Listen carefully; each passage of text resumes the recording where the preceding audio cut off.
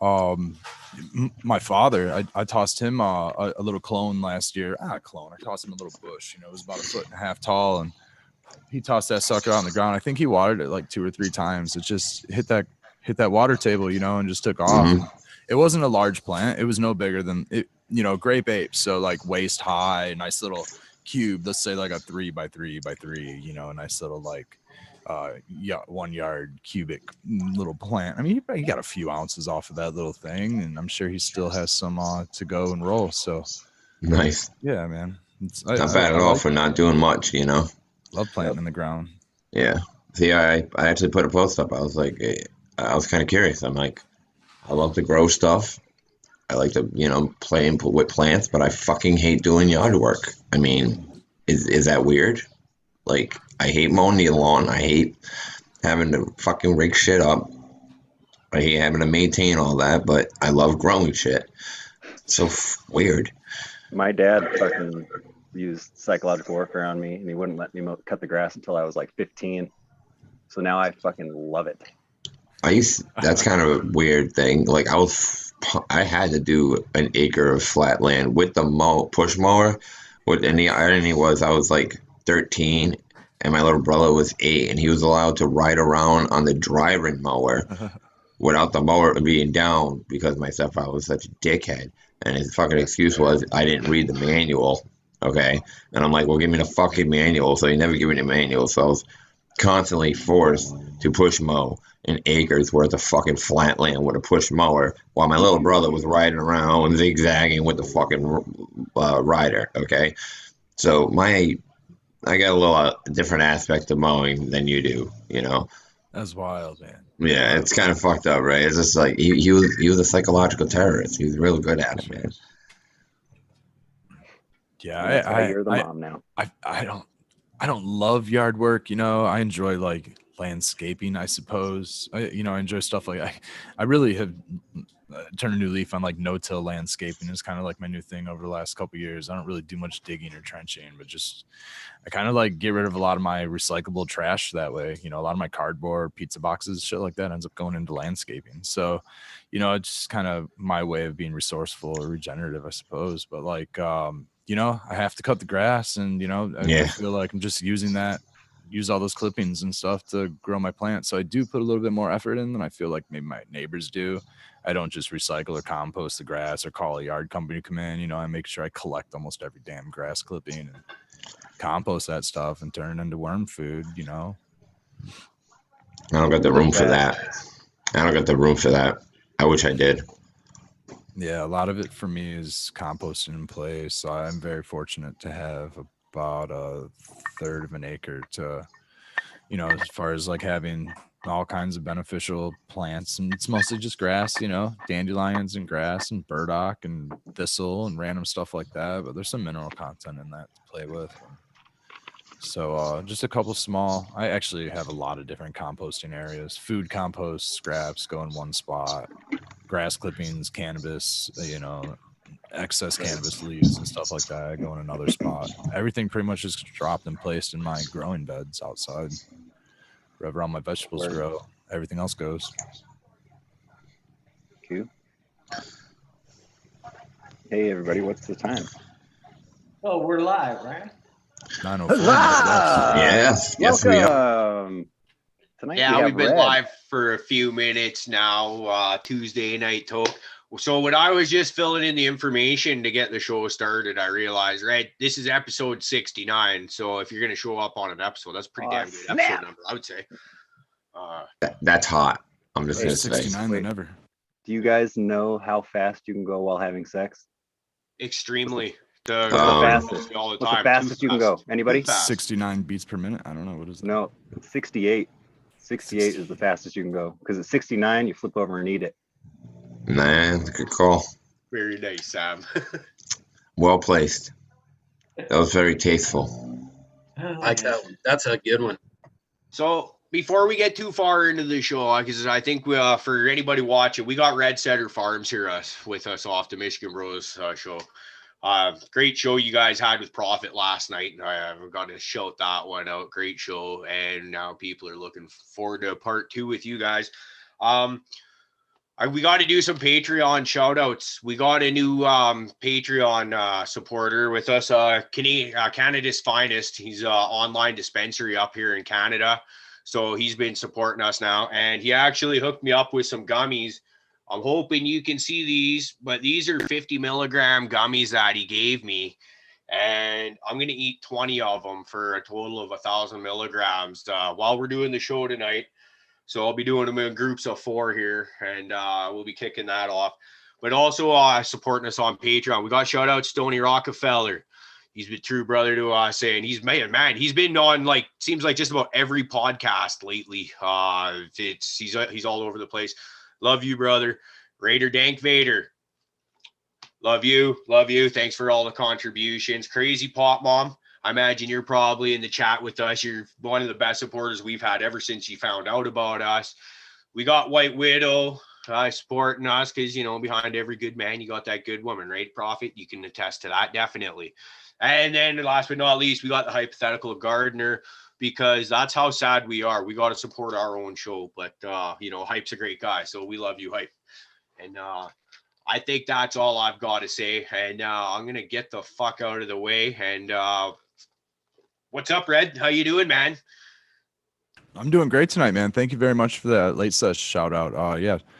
I appreciate Prophet joining us last week. I appreciate honestly everybody who's been popping in and out of the Michigan Bros Grow Show live streams with us. Sunday night they do a live Michigan Bros Grow Show with the whole panel. Spartan Grown, Painted Lady. Every now and then we have Tara. Every now and then we have Dankman Dan. We've been having Baked Pound. We have Skillbo, Sequence, the founders of the Grow Show. Yeti Stash popping in often, and everybody else brought in there. I think I said Painted Lady. I believe just about everybody may have been on your show. I don't know, but they also do the Wake and Bake show every maybe once or twice a Saturday a month, and they can get that going. And then of course the late sesh pops on Monday nights at 11 p.m. a little bit later of a time slot. Really appreciate everybody's support with that, man. Thank you very much for the shout outs, and everybody's been popping on and everything. You can also you can definitely find me on the Instagram, on the web, Instagram, mostly at Red Setter Farm, also at Polarity Science. I also run a harm reduction style plant, medicinal plant and theogen style show called Behind the Veil, and I run the Polarity Science is basically a harm reduction style channel right here on YouTube, and also have a channel on a platform on Instagram that I'm kind of just more or less just modulating for the moment, but everywhere you can find me is mostly on Instagram. You can find a lot of my cannabis photography, any consultation type stuff on there. So cheers, everybody. It's great to be on here, and thank you very much for the invite. And I'm really excited to see what we get into. So thank you very much. Also, don't forget Abolish Farms on there as well, because he's been also popping in and out of the Polarity Science a few times. He's definitely a huge part. He's actually the main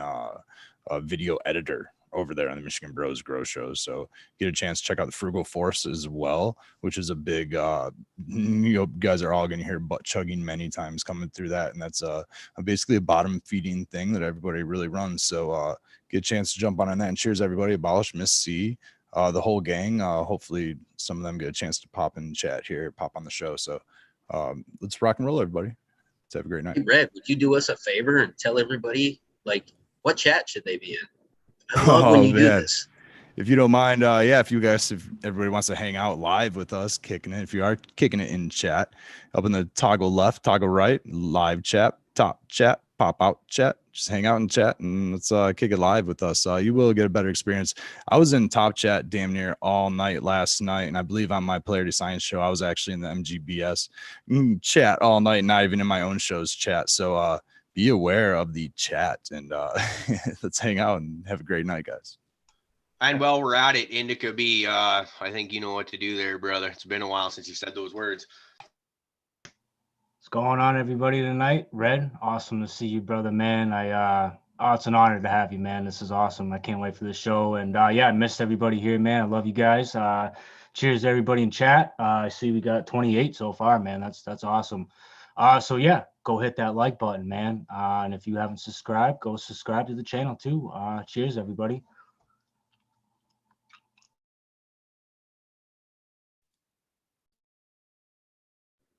What you smoking on tonight, Red? Let's see. At the moment, I'm smoking on a. It's by Exotic Genetics. It's called Citrique. It's I want to say lemon lime line, and maybe it's like lime skunk or something like that. But it's super skunky, Also, super funky, super lime. Go ahead. What's happens to be Skilbo's favorite. Yeah, Skilbo loves it. Sequence has been. Citrique. Yeah, Sequence is dying to get a cut of it, and I'm not holding out on him. Of course, I'm just trying to. It's difficult to manage. I have to make sure I have enough cuts and everything for my garden, which is medium scale, I suppose. So I'm limited running, quantity. Yeah, I'm running plant desirable. count. Absolutely, and with plant count means limited on mothers. So I'm running little to like no mothers. Some stuff I run mothers, some stuff I just perpetually clone. So it's kind of up in the air on when and if I'll have clones of stuff like that. But I do want to get more into the putting some of the stuff that has been relief for me, relief for others within my friend circle, family circle, like out there for other people. The Rainbow Driver, I'd really like to make available. I'd really like to make the Citrique available. Potentially, maybe some of the others that I have in the garden as well. I do have, I have personal friendship ties. I have ties with some other people's genetics that probably have a little bit more IP attached to it than I could probably like let go reasonably. You know what I mean? With the whole commercial system going on, I have a lot of family that like is in commercial cannabis and stuff like that. So I wouldn't exactly let their intellectual property slide out into the the wide open or anything like that. That's stuff that I hold dear and true to my heart. But like there's other stuff, like stuff that I've pops or stuff I've sourced like out in the wild, not literally the wild, but like dispensaries and stuff. I'd gladly help perpetuate and keep in the cycle of growers, getting out there, especially stuff that's like good for outdoor, like Death Star, a handful of those. But tonight I am smoking on Citrique. I am also probably going to smoke on some Rainbow Driver. Some of these nice ones are just going to help perpetuate this chattiness. I don't want to doze off on you guys, or else I'd probably smoke some Grape Glee or some Strawberries and Cream. And Granddaddy Purple is known to give me a mind fuck and a night nap. So right on. I'm really glad you made it by, Red. Thanks for dropping by. thanks for that, Rick. Pick up on a conversation that you and Prophet, I think you were going to talk about it last night, but never got around to it. I didn't hear it. I could have been stoned. Both of you were talking about DJ Short's Blueberry. Oh damn, we never did get around to that, did we? And I just wondered if you both of you want to pick up on that conversation. The DJ Short Blueberry, no? Yeah. I'd love to. Am I muted? I'm not muted, right? Okay. So, No. Well, all right. I think I missed something. You were talking about what we were talking about?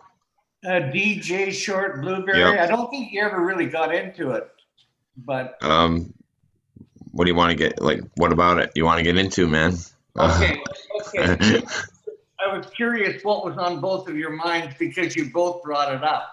I've got our likeness. Yeah, I mean, you I go love first it. with that one, Prophet. I love it. It's a beautiful tasting looking plant. That's basically where I was running with it, and it was brought up because I was mentioning some of the strains that I've been running for a while, and that happened to be one of them. And then he mentioned his enjoyment to it, and he would have to explain why he likes it.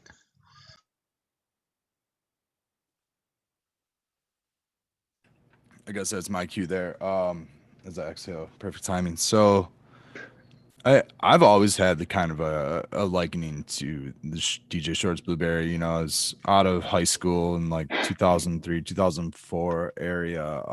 I had experienced some, and at the time, people were putting these artificial flavoring drops in bulk cannabis, to make some of the stuff smell like strawberry, make some of the stuff smell like blueberry. So I wasn't too sure. Isn't that stuff called hypnotics? Something like that. Yeah. It's, I remember that shit. It was flavoring awful. Drops or something. They'd drop it in the bag, and it'd give your blood a little fragrance or something. And I was just thinking that the stuff this kid had was that, but it had a specific fragrance to it. So I knew about the blueberry, and he had actually High Times magazine comes out with DJ Short winning the High Times Cannabis Cup in like 2003 or something like that. Around I actually graduated that year, so it was kind of hey, what is this? Maybe this is that. And this one kid said he had blueberry, and it had this like funk to it, and I wasn't really sure. In my mind, it was just another artificial blueberry flavoring. I didn't really think it was anything much. So fast forward, I don't know, man, a decade and a half, 2017, 2016, something like that. I'm in the Ann Arbor area, bouncing around some dispensaries, trying to backpack sell some caregiver product to a couple of these dispensaries. Well, at the same time, I was also trying to source seeds, and I wasn't one to source seeds on the internet. I was one to try to source seeds locally as best I could, in person, cash in hand, that type of transaction for seeds. So I ended up finding out that one of the local provisioning center dispensaries near us has like the DJ Short seeds, and it's really at only one of these places. Another spot, maybe on the other side of the state or up north, has some.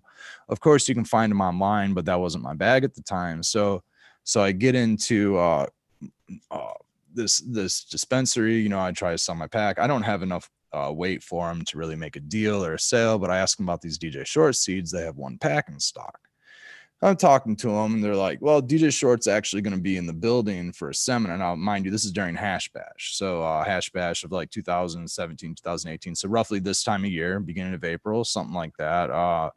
That this time frame is. And so I decide, well, I'm going to buy this last pack. It's probably that last batch. It's an F4 blueberry. I'll pick that up. I'm going to come back and see what DJ Short has to say at the seminar. So it's in Ann Arbor at Ohm of Medicine was the name of this provisioning center.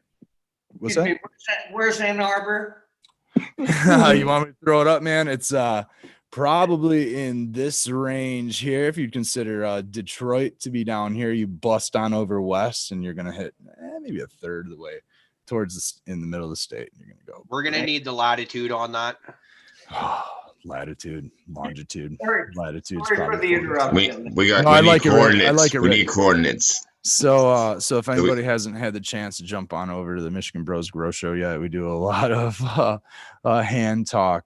Michigan is, of course, shaped like a mitten, so we pretty much describe where we're at, where we're going, and what we've been up to based on the hand. So I see Skillbo in chat. What's going on, man? I tried to do the hand thing, man, but apparently I'm not as skilled as you guys. I couldn't do it. Becca's in chat, Spartan's in chat. To see all these guys. Oh yeah, there's a bunch of people in there. Hell yeah, guys, what's going on, man? Back I can't keep up. The story I haven't gotten to on the late session very often. So back to the DJ Short. So I go to the seminar, and lo and behold, DJ Short does exist. He's a human who breeds, and he does some fantastic work. He brought a whole plethora of seeds. I didn't get the blueberry because I had purchased that pack the day before, but of course he brings a stack of them, and he brings some other stuff that he'd been working on, and talks about how he's got this new berry in works and all this other new stuff in works. It's going to be his newest drop in forever, which ended up coming around the following fall. I ended up getting a few packs. I ended up getting this high CBD Rosaberry, which is actually by second generation genetics, which is his son JD Short, who does breeding with his blueberry male. He does a lot of different stuff, and I believe that was ACDC in blueberry male, which I ran for a long time. I still have some flower floating around. I gave some to a friend today, as a matter of fact. It was tested out at like 12% CBD and like 7% THC. It was almost a 2-to-1. It was some very, very nice smoke. It was really heady, as a matter of fact. It would almost like boost you up. It was really some nice stuff. It's like, I'm not too high, so you just smoke another one. You get a little bit more buzz, and it was really nice. So like, back to the second DJ Short seminar. I got a lot out of that first one. It's $30 for the first one. If you attend one, you get to go to any of them for free, and he comes around like twice a year, and he has like some collaboration with Ohm of Medicine specifically there here in good old Ann Arbor, Michigan. So I popped back to the second one because it's a free one, and I ended up meeting Old Man Hermit Hash. Old Man Hermit Hash has been an awesome member of the Michigan Bros Grow Show family. He's been taking a social media break for quite some time, but that's okay. He's doing just fine. And Shout out to him because I got a chance to actually catch up with him yesterday with Skilbo. And so I meet Old Man Hermit Hash at this seminar.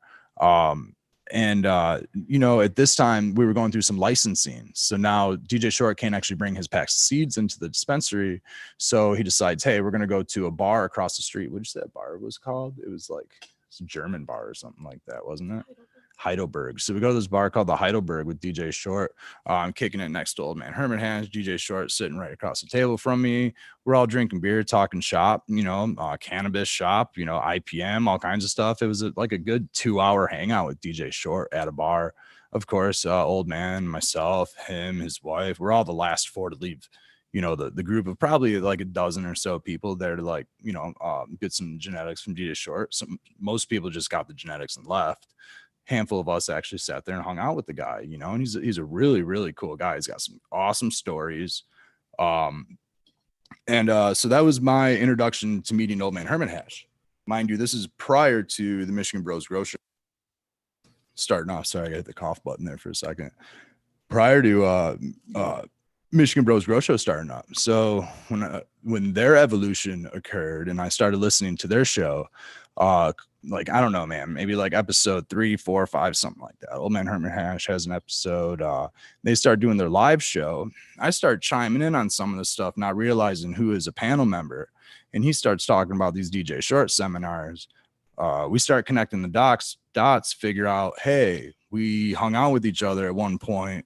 Let's reconnect. So I went and hung out, tried to reconnect with him at Clio Cultivation, and that's how I met Skilbo, Spartan, Abolish, and a handful of everybody else, and originally got invited on the Michigan Bros Grow Show back in like 2019. So ever since, it's just been a family operation, just this huge collaboration of growers, growskis, and so DJ Short really, like, for me, brought it all together, as well as, like, you know, meeting Old Man and all those guys. So shout out to like DJ Short, that blueberry. Now, funny thing is, I don't grow blueberry anymore.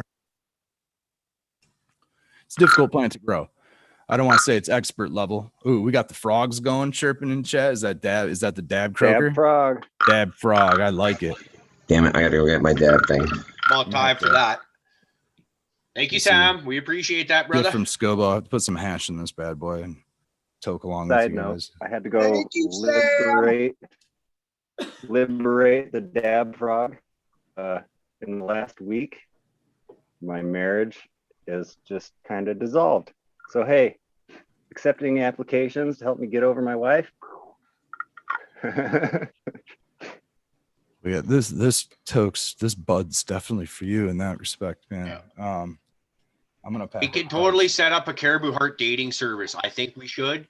Right? We were talking about the dating game with Rick and Prophet's mom, but we already know that Rick and Prophet's mom is a sure thing. Sam, we cannot introduce that kind of competition to Rick. It would not be fair. Rick was, in all fairness, here first. But we love you and we need you to be happy so that you can start booking shows so that I don't have to do that anymore. Because holy hell, there's a fair bit goes into that. So yeah, let's any lonely stoner mamas out there, you know, come look at Sam. You know, he's a wonderful guy. He's got a great sense of humor. I'll need to know a list of your favorite bands. That'll be a fucking deal breaker.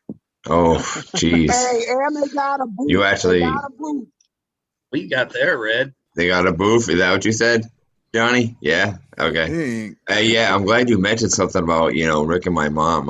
I'm gonna post the information in our private chat, and I'll give you my mom's name and everything, Rick, so you can find her on Facebook and do your thing.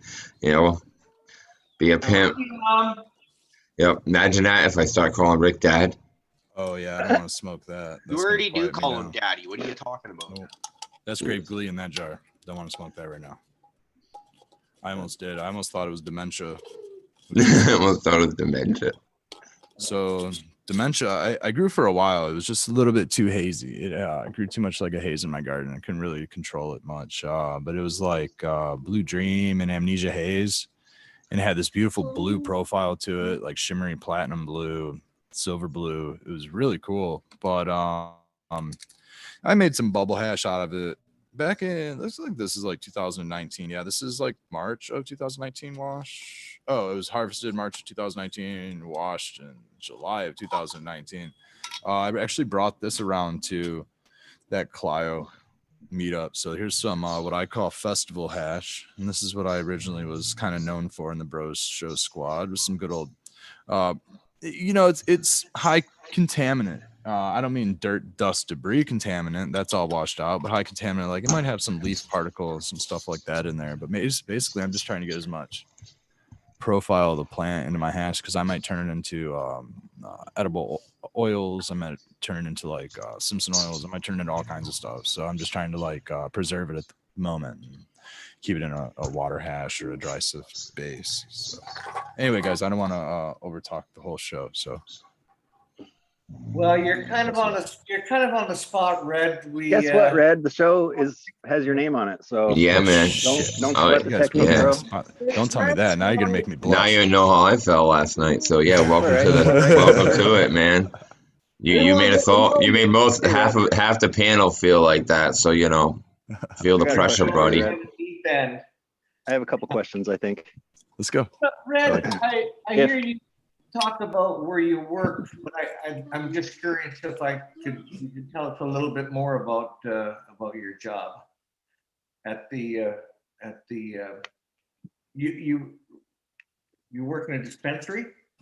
Yeah, well, that's fairly new for my lifestyle. So I started working at the we call them licensed provisioning centers here in Michigan, but the dispensary that I do work at has been open for about a year, and one of the head owner investors of the dispensary is actually called New Standard. New Standard Cannabis, New Standard. It's kind of popping around throughout the state. They've actually been merging with some other old provisioning centers in the AgriMed, I think known as AgriMed provisioning centers, and they've been kind of merging with them, and eventually will rebrand New Standard. So in Ann Arbor, there will eventually be one. There's a couple on the west side of the state, north of Grand Rapids area, Sand Lake specifically. The one I work at is in Hazel Park, Michigan, which is kind of northeast side of Detroit, just into the suburbs outside of Detroit. You can consider like Hazel Park or Ferndale, some of these borderline inner city suburb type suburbia type areas, right? So Hazel Park has a really nice ordinance that has kind of a lot of, it's almost like the Strip now, where there's a whole bunch of provisioning centers. There's a Skyman, there's a Hyatt going in pretty much right across the street from us, which is another type of provisioning, high-end provisioning center. So on a probably mile stretch, there's a good 4 or 5. Spartan Grown, as a matter of fact, we've sold some of his products, Canico products, on our shelves.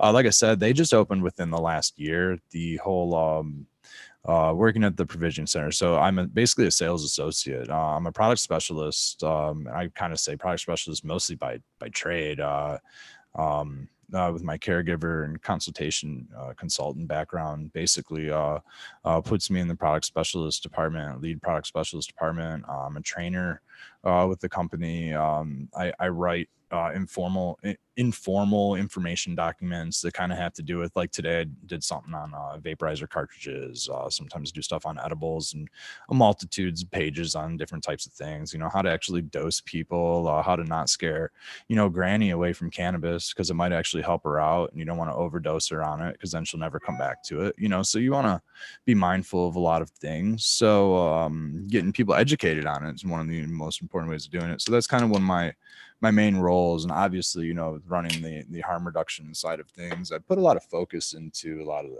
that kind of stuff. So when I'm writing those documents, basically. So otherwise, it's mainly just sales, man. You call it a bud tender role. Run orders to cars and do curbside pickup, answer telephones, do all that kind of stuff. I have worked managerial type gigs. I like leadership roles. I like to do the leadership thing there. Unfortunately, My main gig is being a consultant and caregiver in growing cultivation. I have been cultivator for the better part of a couple decades. I've been a cannabis consumer in the better part of my adult life. And pretty much I'd call it a consultant for the better part of my adult life, just the same. I've been working with and around cannabis probably since I was like a wee tot, man, a wee lad. Grew my first plant in the woods, teenager style, with a buddy who ended up trying to sell me my own plant, and of course I had to deny that. Who would have thought, you try to buy a bag off your buddy and it ends up being your own stash. It got ripped out of the woods. Of course that happens to some people, but don't be too naive at such an age. Just fuck that dude. So give rid of his friendship. You learn quickly, unfortunately, in that, and trust issues through the years kind of had me riding sort of independent for the most part. So back in like 2016, let's go prior to that. I had worked in the service industry for a really long time. I actually have a background in aviation. I hold a A&P license, FAA licensed. Of course, I don't work in that industry. Here I am in cannabis. They're thoroughly drug screened, and I actually lost a job in that industry for failing a drug test. So I went into the service industry where I had a part-time job and went back into bartending and started doing that, and ended up becoming a manager in a restaurant for the better part of a decade. Worked management, learned management, that whole kind of stuff. So yeah, my role, I kind of like to take lead type role, unfortunately, with my main career being a consultant, caregiver, and cannabis cultivator, farmer. I only work part-time in the provisioning center in the dispensary. So okay. So that whole gig is me basically helping out. Like I said, I don't want granny turned off of cannabis, so I like to be there at least a couple days a week, specializing. Right on. So yep, Cool. helping out my friend's business, stuff like that. So you would say you specialize in grannies. Specialize in keeping grannies safe. Yeah, man. Grooming grannies, right on, bro. Yeah, totally. Grannies need loving too. Absolutely. Yeah. So people that are interested in becoming a caregiver, forgive me, I'm not too knowledgeable in all this stuff, but Sure. Somebody who wants to become a caregiver in Michigan, they would hire you to show them put the whole thing together. Yeah, as a matter of fact, absolutely. That's kind of something I do. I'll work with caregivers and kind of talk to them. They would have to do their own patient sourcing, of course, anything like that. But, I would also help, probably lead them in the right direction for product, anything like that with caregivers. We have a gifting system that we're allowed to use here in Michigan. So products allowed to freely be gifted amongst each other. And then, work out the details as far as reimbursement goes with some other methods. So, here in Michigan, I'd say every caregiver is allowed to possess 12 plants for each patient.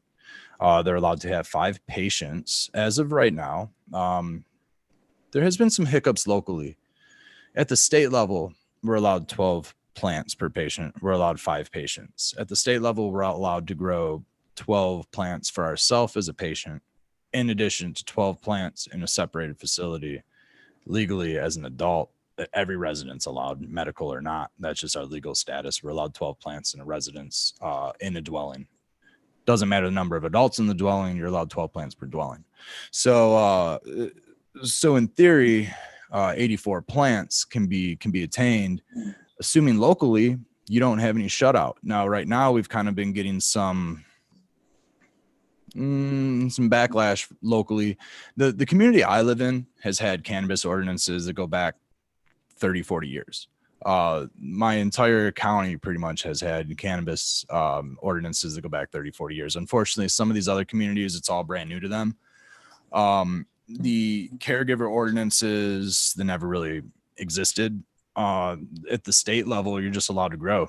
So a lot of people just go by that, and a lot of city ordinances have just been behind. Now, ever since the state has mandated the townships and localities, municipalities at a local level get approval and mandate ordinances to be drafted up, or these townships and cities have been adding to these ordinances caregiver status, things like that. Now my city has always had the medical program here in Michigan's has existed for like 13 years. It goes back to 2008. So since then, my community has had medical format that says, no caregivers, no commercial style facilities in a residential zoned area.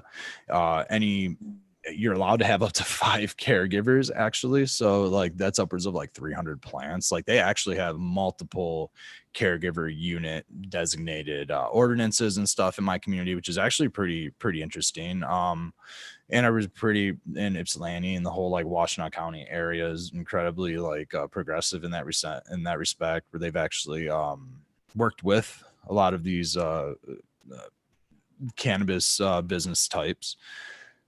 Whereas some of the other communities are now outlawing or making it more difficult. They're not necessarily outlawing caregivers, but they're making it incredibly difficult by imposing like just like my community has a commercial sort of setting of ordinance, which I'm already used to. It doesn't really affect me. I already know that I'm only allowed to grow my medical 12. I'm not allowed to be a caregiver in my dwelling. That's why I don't grow my plants here in my house. I grow them in a municipality dab frog, and I have my hash in my little pipe here. So I grow actually in the Irish Hills area in a building. My community out there has not had any, fortunately, any caregiver ordinances, nothing like that. They just have ordinances that say no commercial facilities at the state level.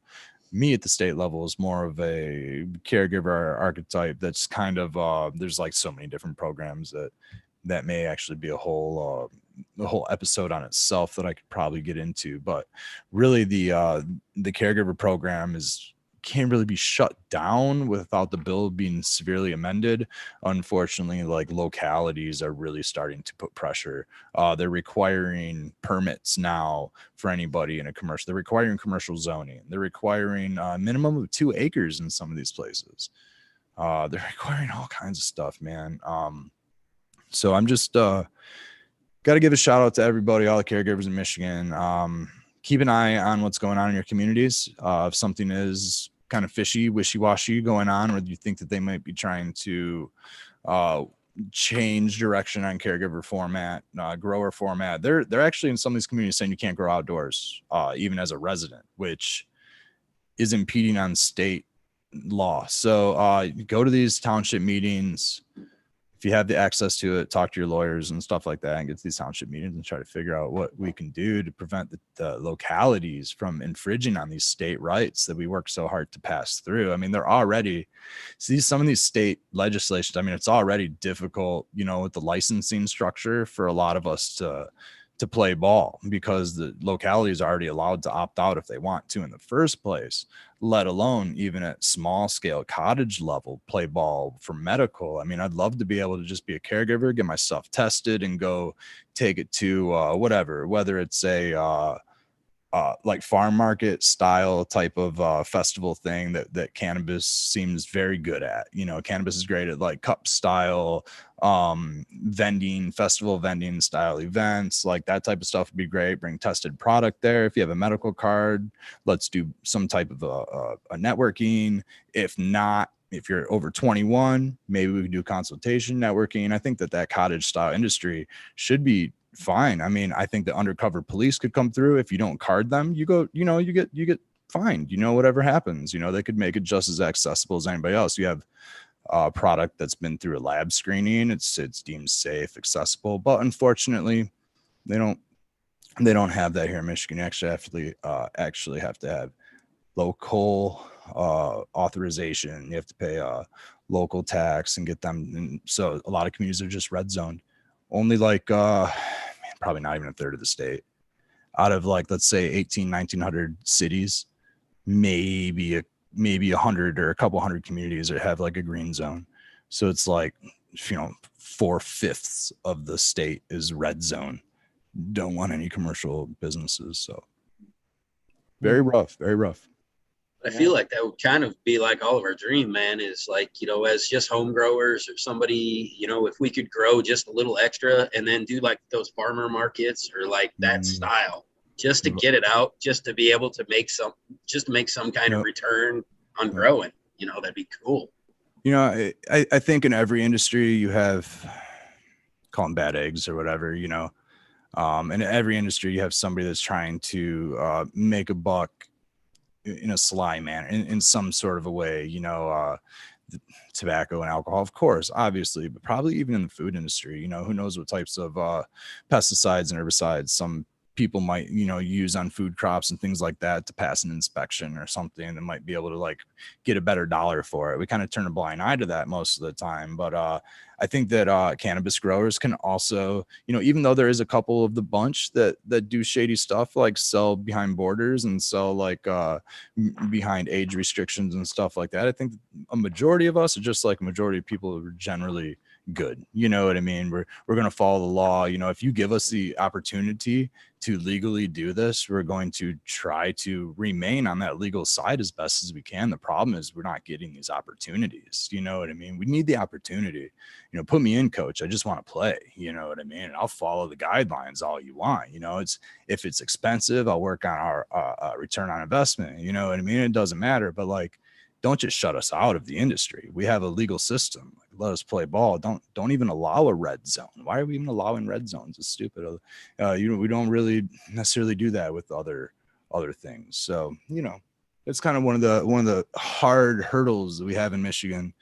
It all just comes locally. But again, we all have that ability to kind of go and be a voice, talk to them. Some of these localities are a little different, you know, very rural, very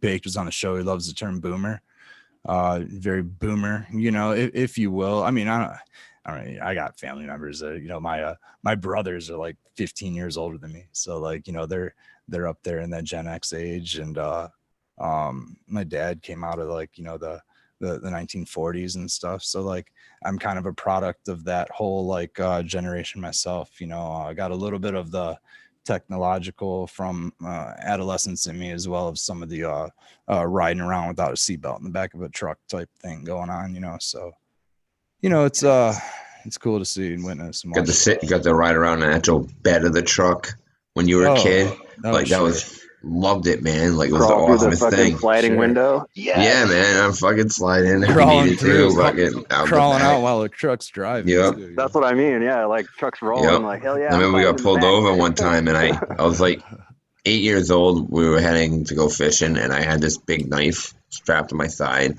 and I was in the back of the friggin' truck bed, and a freaking cop was behind us, and yeah, we got pulled over. First thing they wanted was my knife, and I just took it out, spun it, and fucking handed it to her, and she was just like, it was a lady cop, and she was just like, all right, and like walked up to the car. I mean, my father was a CO, so, you know, she's like, you can't have this knife. He was like, okay.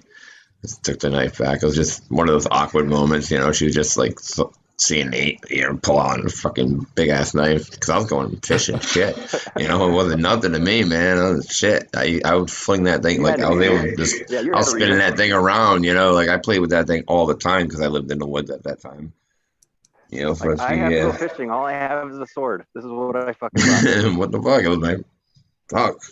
I bought the knife, actually. Like, this is back when they would actually give you a fucking 8-year-old a knife like that when they go into a hunting store, you know?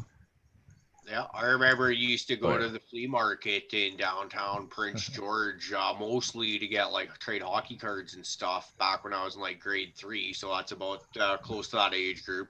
And you'd be able to buy pocket knives, jackknives, whatever, like all the time, like, no questions asked. Classo baton like the police had. Oh yeah, man, love those things. And I can honestly say I never freaking caught myself or did anything stupid other than like, maybe, like wreck people's property with them. I'm so glad that I wasn't like a irresponsible adult as a child going in and out of flea markets with like a hand, you know, like I need this $100 for groceries. if I went in there as like a 35-year-old adult, I probably wouldn't get groceries that day. I'd end up walking out with some stupid. I can't go in there, dude. I see everything. You'd be like, oh my God, I used to own one of those. I just feel like I'm glad when I turned into adult that I didn't continue to go to like those fucking kind of things, because I still have those impulses when I even think about it, man. It's like, oh, let's go to the swap meet. What's that? My sword? Oh, my swords are upstairs, man. See, he's talking shit about not having swords, but he's got a whole bunch. Yeah, I love thrift stores. I'm hooked on thrift stores, dude. You bring me into a thrift store and like, I'll directly go to kind of like the trench coat area because I got this weird obsession with trench coats. And then the next area I go to is their freaking book area, and you wouldn't believe the books I've obtained for so cheap, like at a fucking thrift store. Like that is definitely the second. Besides, like I said, that if it wasn't for the coats, thrift stores. Yeah, man, we have thrift stores. Yeah, I swear to God. Goodwill, Savers. Yeah, yo. Thank you. I was gonna say Savers, but I didn't know if you actually knew what that was. Savers is the bomb, dude. That's where you find all. That's what I was talking about. I we don't get paid to say their names, so I mean, until they do, so fuck it. I'm just gonna say a thrift store. Sorry, but any thrift store, realistically, is the same thing, you know. Yep. Secondhand store. I don't mind them. Savers is like the upper echelon of thrift stores, in my opinion. You can find the coolest shit. We found this fucking Bible. Better than Value Village. It was like, we don't have we don't have that here. Yeah, better than that. See, I got one of those. I found one of those fucking air poppers. Remember the popcorn air poppers, and like the popcorn would shoot out and shit. I thought it was the coolest thing as a kid. You know, like catching the popcorn as they were popping out. Fucking until it got too intense, and you obviously had to put a bowl on there. But yeah. Something like that would get me. Just like how Bees was like, no, it was definitely better than whatever you're talking about. Like, it doesn't matter. I have no idea what you're talking about, but it was better. But it's better. Yep. Hey, Red. What's going on? If you were an animal, what kind of animal would you be? Yes. Oh, well. Let's see. My spirit animal is the seahorse. I'd probably be a seahorse. Decently decent. Yeah. Wonderful. Small. You want to give birth? Nimble. Oh yeah. Right on my belly button. Fucking hey, dude. I'm with you there. Like a good sneeze. Good sneeze. They really like fucking blast them out too, man. They got the money shot down. They do. It's almost like the dry heat. Are they the baby squirters of the world? Like a woman squirts, that would basically be the baby squirters. Like sometimes when I'm drunk and I have to shit and I have the shits, it feels like 1,000 tadpoles are swimming out of my ass. And I feel like that's what it would feel like to be a seahorse giving birth. And this is coming from the Lord of Excrement, mind you. This is some rough shit. Cream corn dinner, so I can see that. What? That's messed up, man. That's another reason why I don't drink anymore. Dude, I mean, I was mentioning it. I take a look, and I swear to God, it's like modern art in there, and I'm wondering what the fuck did I eat last night, you know? And I'm like, I could sell this shit. Jackson Pollock does it. Why can't I? You know? But it's in my bowl, so it's got to go. I always used to just take pictures of them and send them to my one buddy Dag, just to because you always get pissed off. What the fuck, man? Don't be doing that. And it's like he's the only person I ever do that to, or not even that's been years since I've done that. But I just remember like the pissed off text messages you get back or the phone calls threatening your life afterwards. You're like my boy, all right? He sends me those fucked up videos, like the shit videos, or they're like the most fucked up videos. And like the only thing I can wonder to myself is, how did you find this goddamn video? Like, did you go searching for this thing to send it to me? You twisted bastard. I mean, you know, women make fucking art with their period blood, and people fucking think it's the shit. So why can't we make something with shit? Oh, that was beautiful. It's the shit. Yeah, I think there's a question in chat that we really need to touch on. Okay. Does Red think the world is a flat, a sphere, or oblique? Triangle. Turtles all the way down, bro. Uranium-filled with plate, my friend. No, I really don't know. That's a tough question, man. I mean, I'd imagine it's round. I'd imagine it's spherical. I don't know. I believe we've been bullshit by a lot of stuff. So it wouldn't take much to convince me that we've been bullshit that the world's round, but I am pretty well convinced that it's a sphere flying around the sun.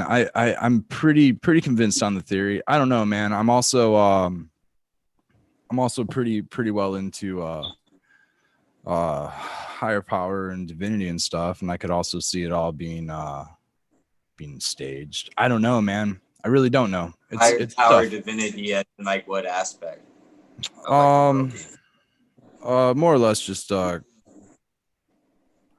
guess it's too vague to say like connected consciousness, but I think it's just all that works. It's like mycelium, but on a fucking massive scale, right? I think that we're all just creating as we go, and it's constant bits of creation from us, whatever we really think about. Like that's, I mean, like science fiction has always become reality. Whatever we put out there gets put out there. Yeah. I mean, like in so many weird aspects. I mean, eventually I think pre-programmed for you to accept it easily. You know, that's the thing. You gotta tell them about it before you can really show them. You know, otherwise it's magic. It's not science. Yeah. Science is a strange thing for me. I don't know. I think I like subjectivity over objectivity in a lot of ways. I think that there's a lot to having differential subjective opinions about even the most objective scenario. You know, I think having subjective thought on gravity, whether or not it even exists, like as we were talking yesterday, like most things are just theory. You know, we really don't know.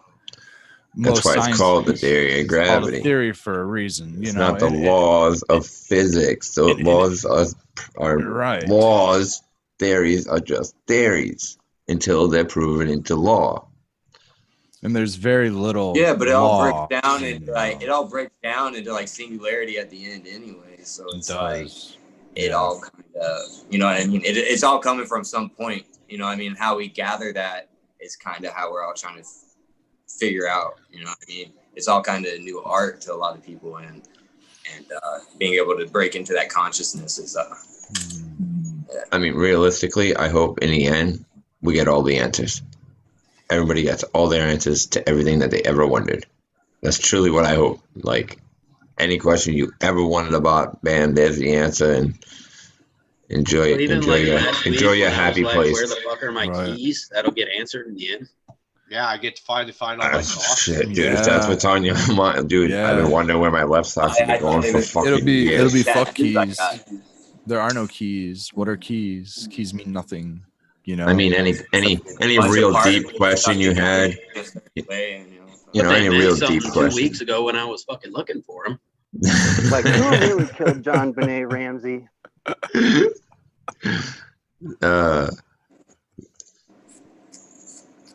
But yeah, you would probably find the answer. How long did you were you flying for, Red? What was that? How long was I flying for?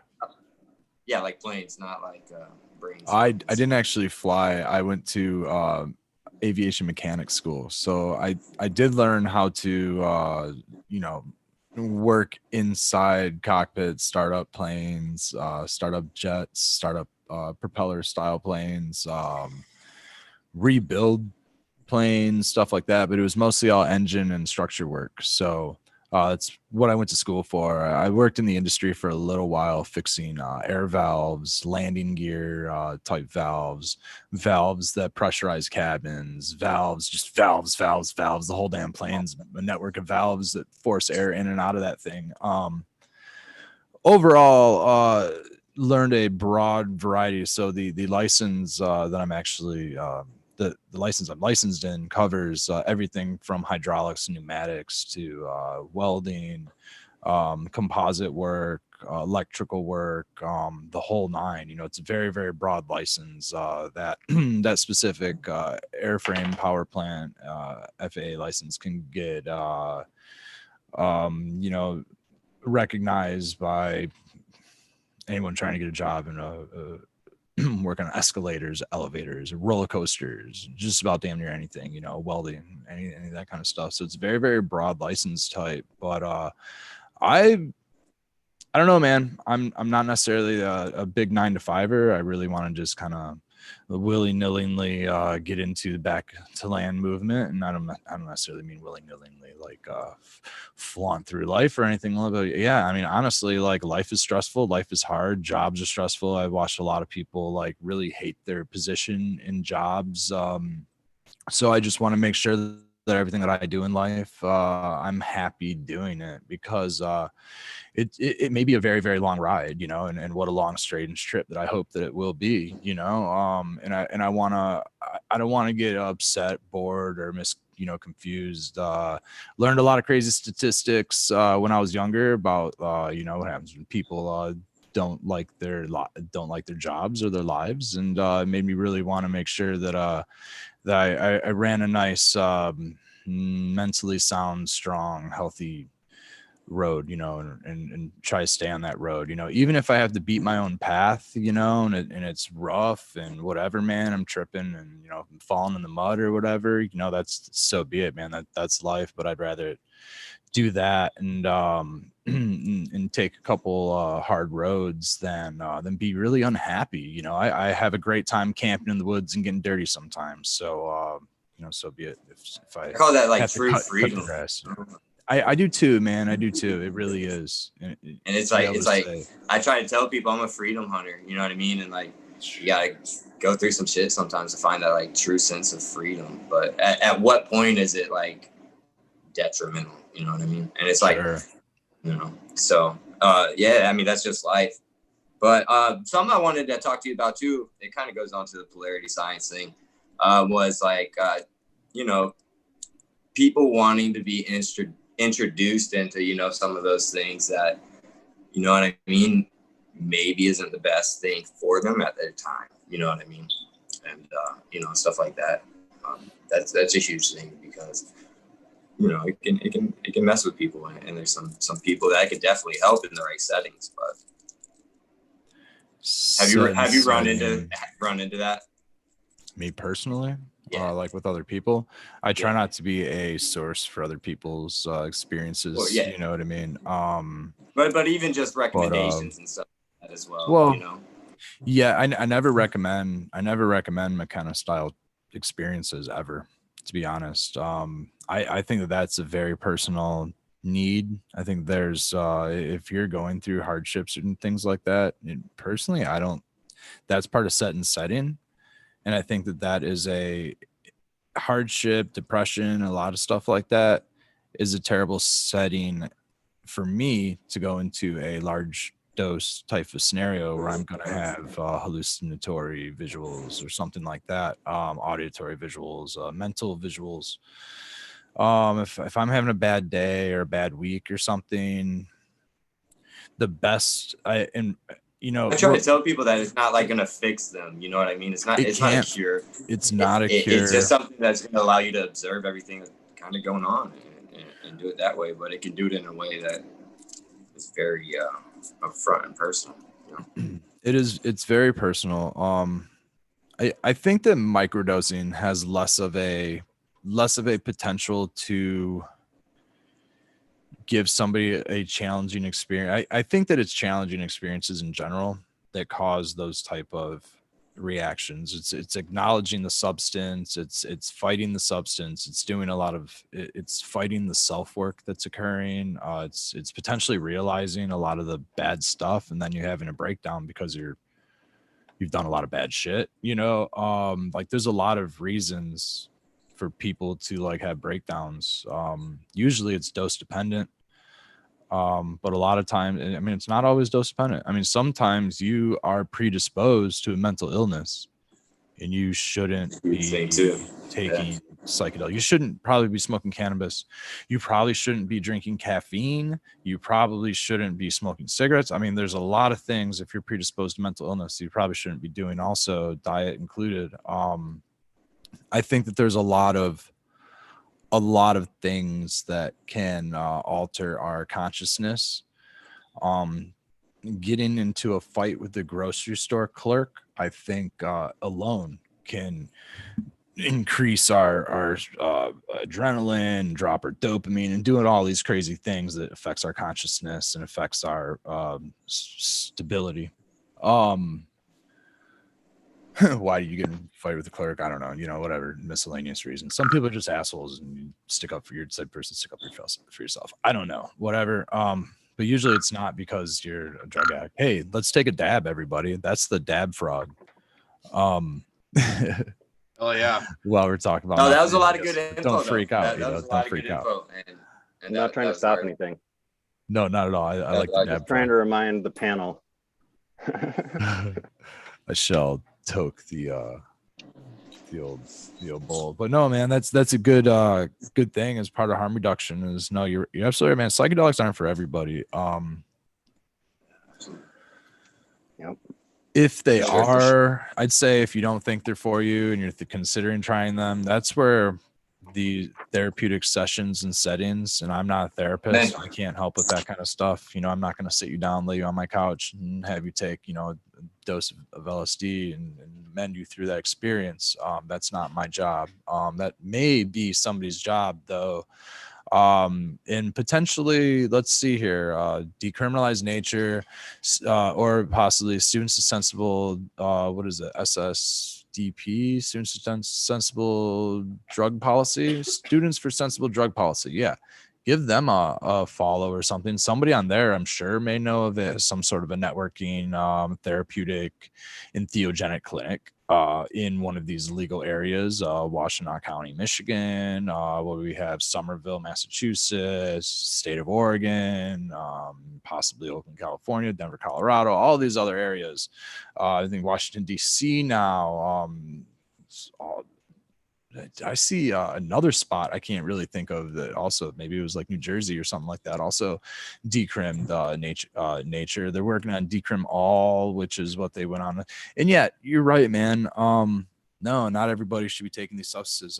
Big one for me is I tried them as a either say young man, probably before I stopped developing, before I was 25, but I was an adult, according to law. So, I figured I was old enough to try these substances in a small dose. I tried a few different kind of substances, small dose that would otherwise boost serotonin or kind of change your perception and stuff. And in those ages, like I was kind of talking on Polarity the other day, you're in kind of a risky mindset, later in life, or once you've kind of been through some stuff, I think is where those kind of substances really tend to do the healing, because you understand the difference between a healing dose and a heroic dose, so to speak.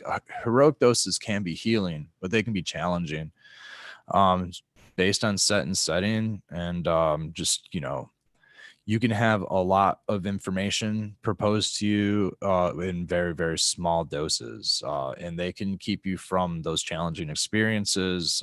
Even the smallest dose can also be slightly challenging or induce like stress or anxiety.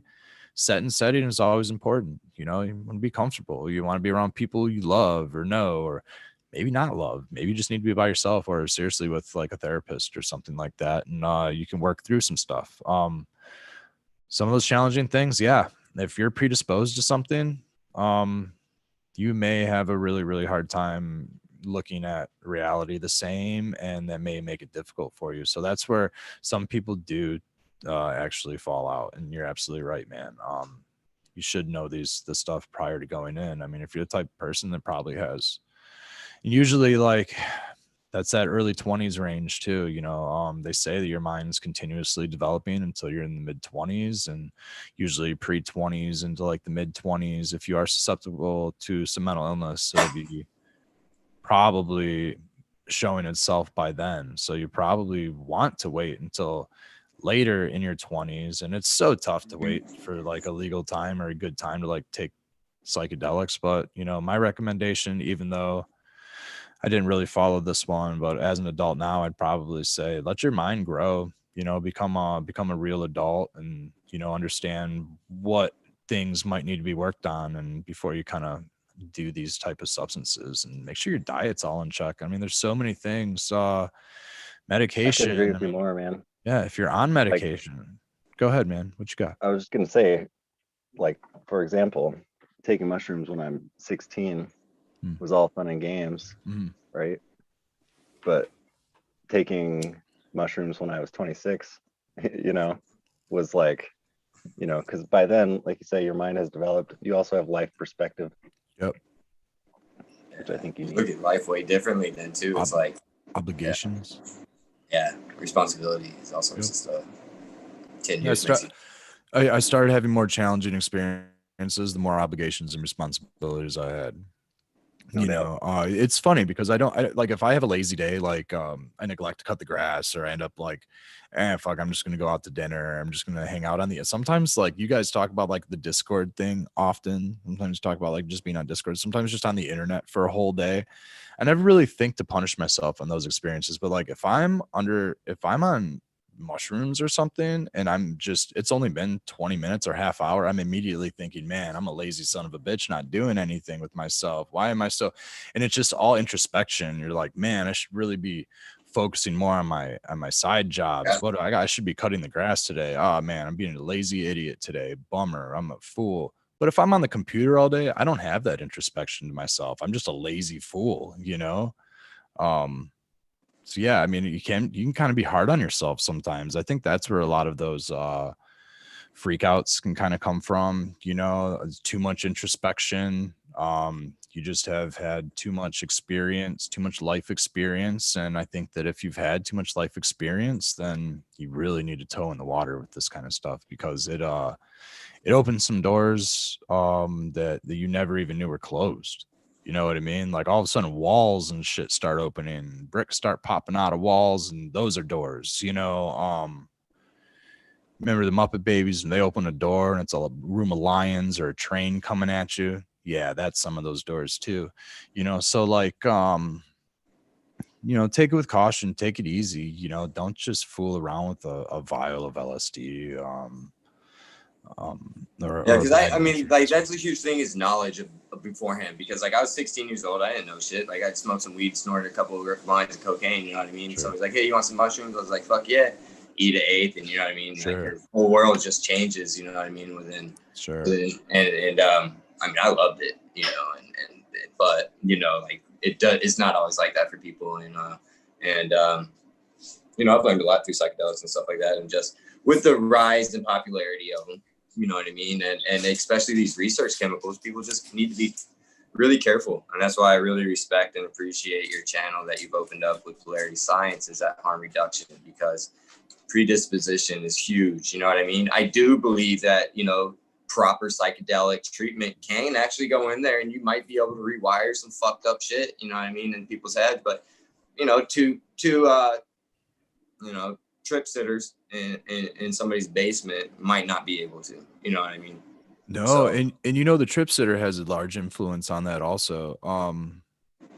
I like the scenario. We didn't have that shit when I was growing up. We didn't know neither. What it was, you know what I mean? Like no one called for a trip sitter, No one was like, hey, will you hang out while I take a if I told somebody I'm tripping on acid, they're gonna come creep up in my window at fucking 2 a.m. and creep me out. You know what I mean? Yeah, see me now, man. You see me now. Yeah, don't ever do that to your buddies. Yeah, that's what we mean by trip sitter, is that you have a sober buddy with you to talk you down when you get too effed up, or yeah, just in case something happens. Somewhat. Stuff can happen that like you might be trying to cut an apple, man, or and like something might happen with a knife, and some people freak out, So just be able to have that sound mind there, and everything's blood okay. on hallucinogens can be one fucked up experience, whether you're the one bleeding or you're the one watching someone bleed. It's can be very weird. I kind of totally guide people. What might be an interesting question here. So I like back in high school, I used to do a lot of mushrooms, eat like 7, 8, 9 grams at a time, just smash them. And the idea was just get as fucked up as humanly possible.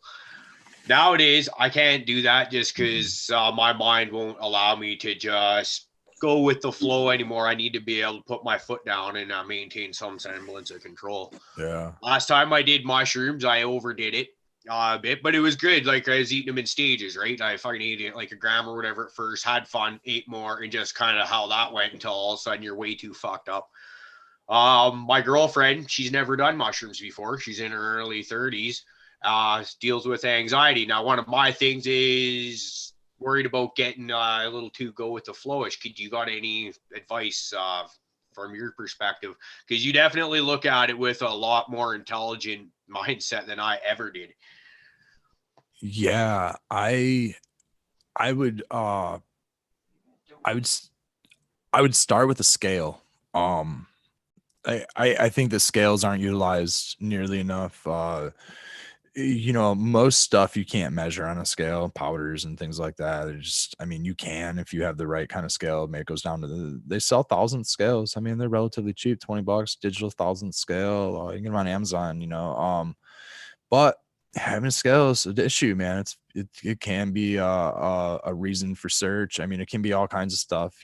So like, scales are touchy waters, but it starts with the scale, and I always suggest weighing out roughly 70 to 100 milligrams, which is roughly point 0.07 to 0.1 grams on that digital scale. That's 0.07 to 0.1. It's a really small piece, and that's a subtle natural threshold. It's going to be what's considered kind of like an allergy type of a dose. Not necessarily you're going to break out in hives, but are you going to feel it? Are you going to feel anything? Looking for bad reactions, like within the mindset and the trip kind of thing. Yeah, and or do you just feel it? The idea with a micro dose and then into a dose that you can feel, or I call them a distraction dose. I call it's the point where when you can start to feel it and you kind of feel fuzzy and stuff, you start to get distracted really easily. It's happy, it's has its potential, but it's not made for me. It's not a dose suitable for early afternoon when you have to like get work done and do stuff like that. That type of dose for me is in this micro range that you really don't feel. You don't necessarily feel aspirin for it to be effective. You don't necessarily feel water for it to be effective. You don't feel most things for them to be effective. Good points. Very good points. You can take cannabis 2 points where you don't even feel it, and it's very effective. You can microdose many things. When you do microdose things like psilocybin to the point where you don't actually feel them subjectively, you don't actually they don't actually like alter your mood much. They do, to the sense where you feel happy. You know what I mean? You might feel just but you don't feel necessarily confused. You don't necessarily feel you don't have peripheral hallucinations. You don't have any type of squiggle vision or anything like that. No kaleidoscopic. I mean, you're far from kaleidoscopic vision. You're far from like colors or anything like that.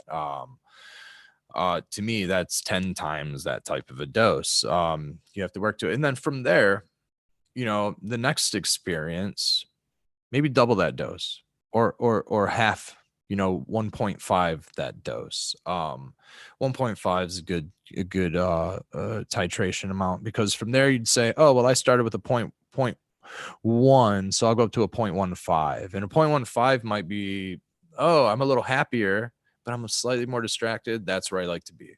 Or you might really say, like strain dependent too. I've come to find 100%. Because like I've taken, just a couple different points and went there. You know what I mean? Not meaning to go there. You know what I mean? But you're at work looking at bacon. You're like, oh shit.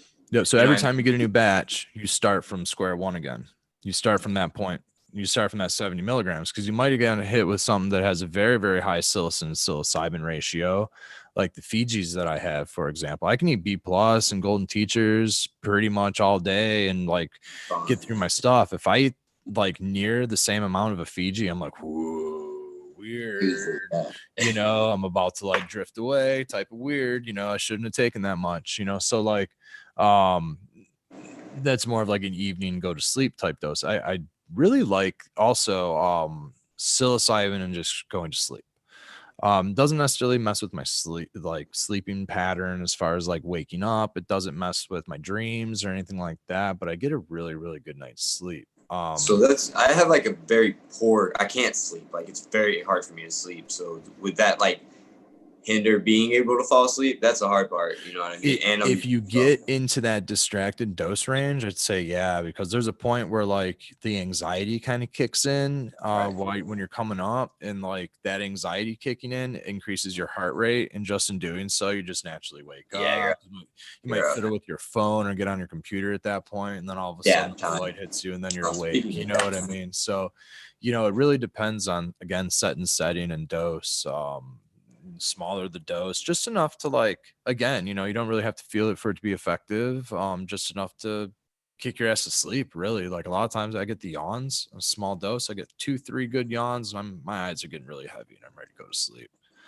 Sometimes a high dose. That's something I really try to tell people, especially in the beginning, if they're not looking for like a crazy trip, you know, like just kind of try to start small, and like you said, get a scale and just start small. You don't have to go into a fucking crazy fucking fractal, you know. You don't gotta go there. If you have that type of a mindset, I don't have that. I love it. I don't have that kind of mindset, man. I just can't physically do it.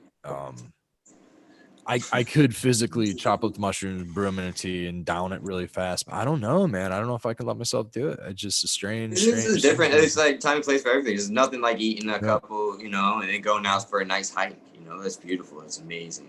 You know, I need to be with a bunch of friends, and we're gonna be up all night having a crazy conversation. Maybe there's a bonfire involved. Maybe there's like 2 or 3 days away from obligations, because I'm the type of person that I like dose really late in the evening, kind of stay up all night, catch a sunrise, and then ride into the next day dosing, and like catch psychedelics through the day, and then into the next evening, and then crash, and then sleep it off. So I like a good 2-day experience, a good 36-hour experience. You know, it's called I don't like calling it benders or anything like that, but if I'm going to do it once or twice a year or something like that, I like it. That's what I call a proper trip. You know, that's you put thought and effort into it. You put thought and effort into your diet that week. You know, any like caffeine will totally like could put you to a bad headspace. Yeah, right. Yeah. Do you fast? Do I fast? It depends. It'll depend, man. Sometimes just naturally well, I mean, throughout the probably day, not microdosing, of course, but like if you're gonna take a trip like you just described. I never, no, not really, because I don't like getting like hungry or the munchies through it, because then you start like eating and it feels really weird, or it could, like, you know, be difficult getting into the food cabinet, and then you're just hungry all night. It's just like, I've had those experiences where you're just like, oh, I'm hungry, I'm gonna go get a banana, but you actually don't get off the couch for 3 hours. You know what I mean? It's just like, you can't really move. That's why, again, like trip sitters are kind of nice. You could start having sort of a challenging mode, some music, or your thoughts of like, oh shit, I haven't eaten or something like that. But like you're just too out there to like really perform the task of getting up, changing the music that might otherwise like make you feel better, you know? So it's always nice to have that other person like push that button for you. Be like, oh, it's as simple as just changing the music for you. Okay. So you're like, oh, change the music, but you can't get up to change the music, you know? And so you that's when you got that friend that you can telepathically talk to. Yep, goes and changes into the perfect song at that exact moment. I think harm reduction aside, man, I think psychedelic telepathy is such a real thing. I've experienced it so many times. Like just like being with the group, whether it's one person to 8 people, it just could be dead silence amongst the room, and everybody's pretty much thinking the same thing. Everybody kind of like gets spooked away from like the same shadow on the wall, or like, you know, like herd mentality type herd mentality. Yeah, you're almost you're very primal in nature. You know, if somebody that's not, you know, that's so heightened on psychedelics walking over. You know? Yeah, they're like a threat to the herd, and everybody is like all of a sudden, and like everybody notices the cokehead in the group now. Yeah. Oh man, festivals are strange scenarios. Speaking of that, you'll get strangers wandering into your like group all the time, like searching for cheeseburgers and stuff, or just like wanting to like bug you, like sell you whatever, and that can kind of mess up your experience a little bit. Yeah, settings a lot of stuff. So I mean, I don't know. You got to really explore your own likes and dislikes. And sometimes if you have the mindset, a challenging trip is, you know, worth it. I'd say that's where like my most growth has come from. To be completely honest, my first challenging experience came, half a lifetime ago, right? So half a lifetime later, I'm still curious if I'm still under that same psychedelic experience, and I'm gonna wake up. Yeah, you're not the only one. You're not the only one thinking that. Sometimes I still think that I'm like, man, I'm just gonna wake up in that bedroom and shake it off and be like, holy shit, I'm still like, in college. It's always that one. Whoa, what do I do with my life? Right. The worst is like when you get a hold of that dirty fucking. That's why you gotta test everything. That's why it's so important with information, man. Because like those fucking 36-hour fucking bullshit speedy, just you want to fucking you don't want somebody's first experience to be on that. Yeah, I've had those tolerances where you start the night off with like a stamp size tab, literally like size of a stamp, maybe even like the additional stamp you have to toss on. You got to toss like 86 cents to the post, so you have to toss a second stamp on there. So like might have started off the night with like a good six hits, and then like a couple hours later, they ain't doing shit, throw another 4 on the fire, and a few hours later throw another 4 or 6 on the fire there, and then you're talking to your buddy and what's that little bottle of trying to count out of the fucking tab, and and then your buddy throws a puddle down your throat, and you're just it's enough liquid to swallow. And and I hate to say it, but like doses like that, with a tolerance, they won't kill you. The safety profile on some things are really high. Some people has a party night. You can eat your body weight in mushrooms, and that's what I mean.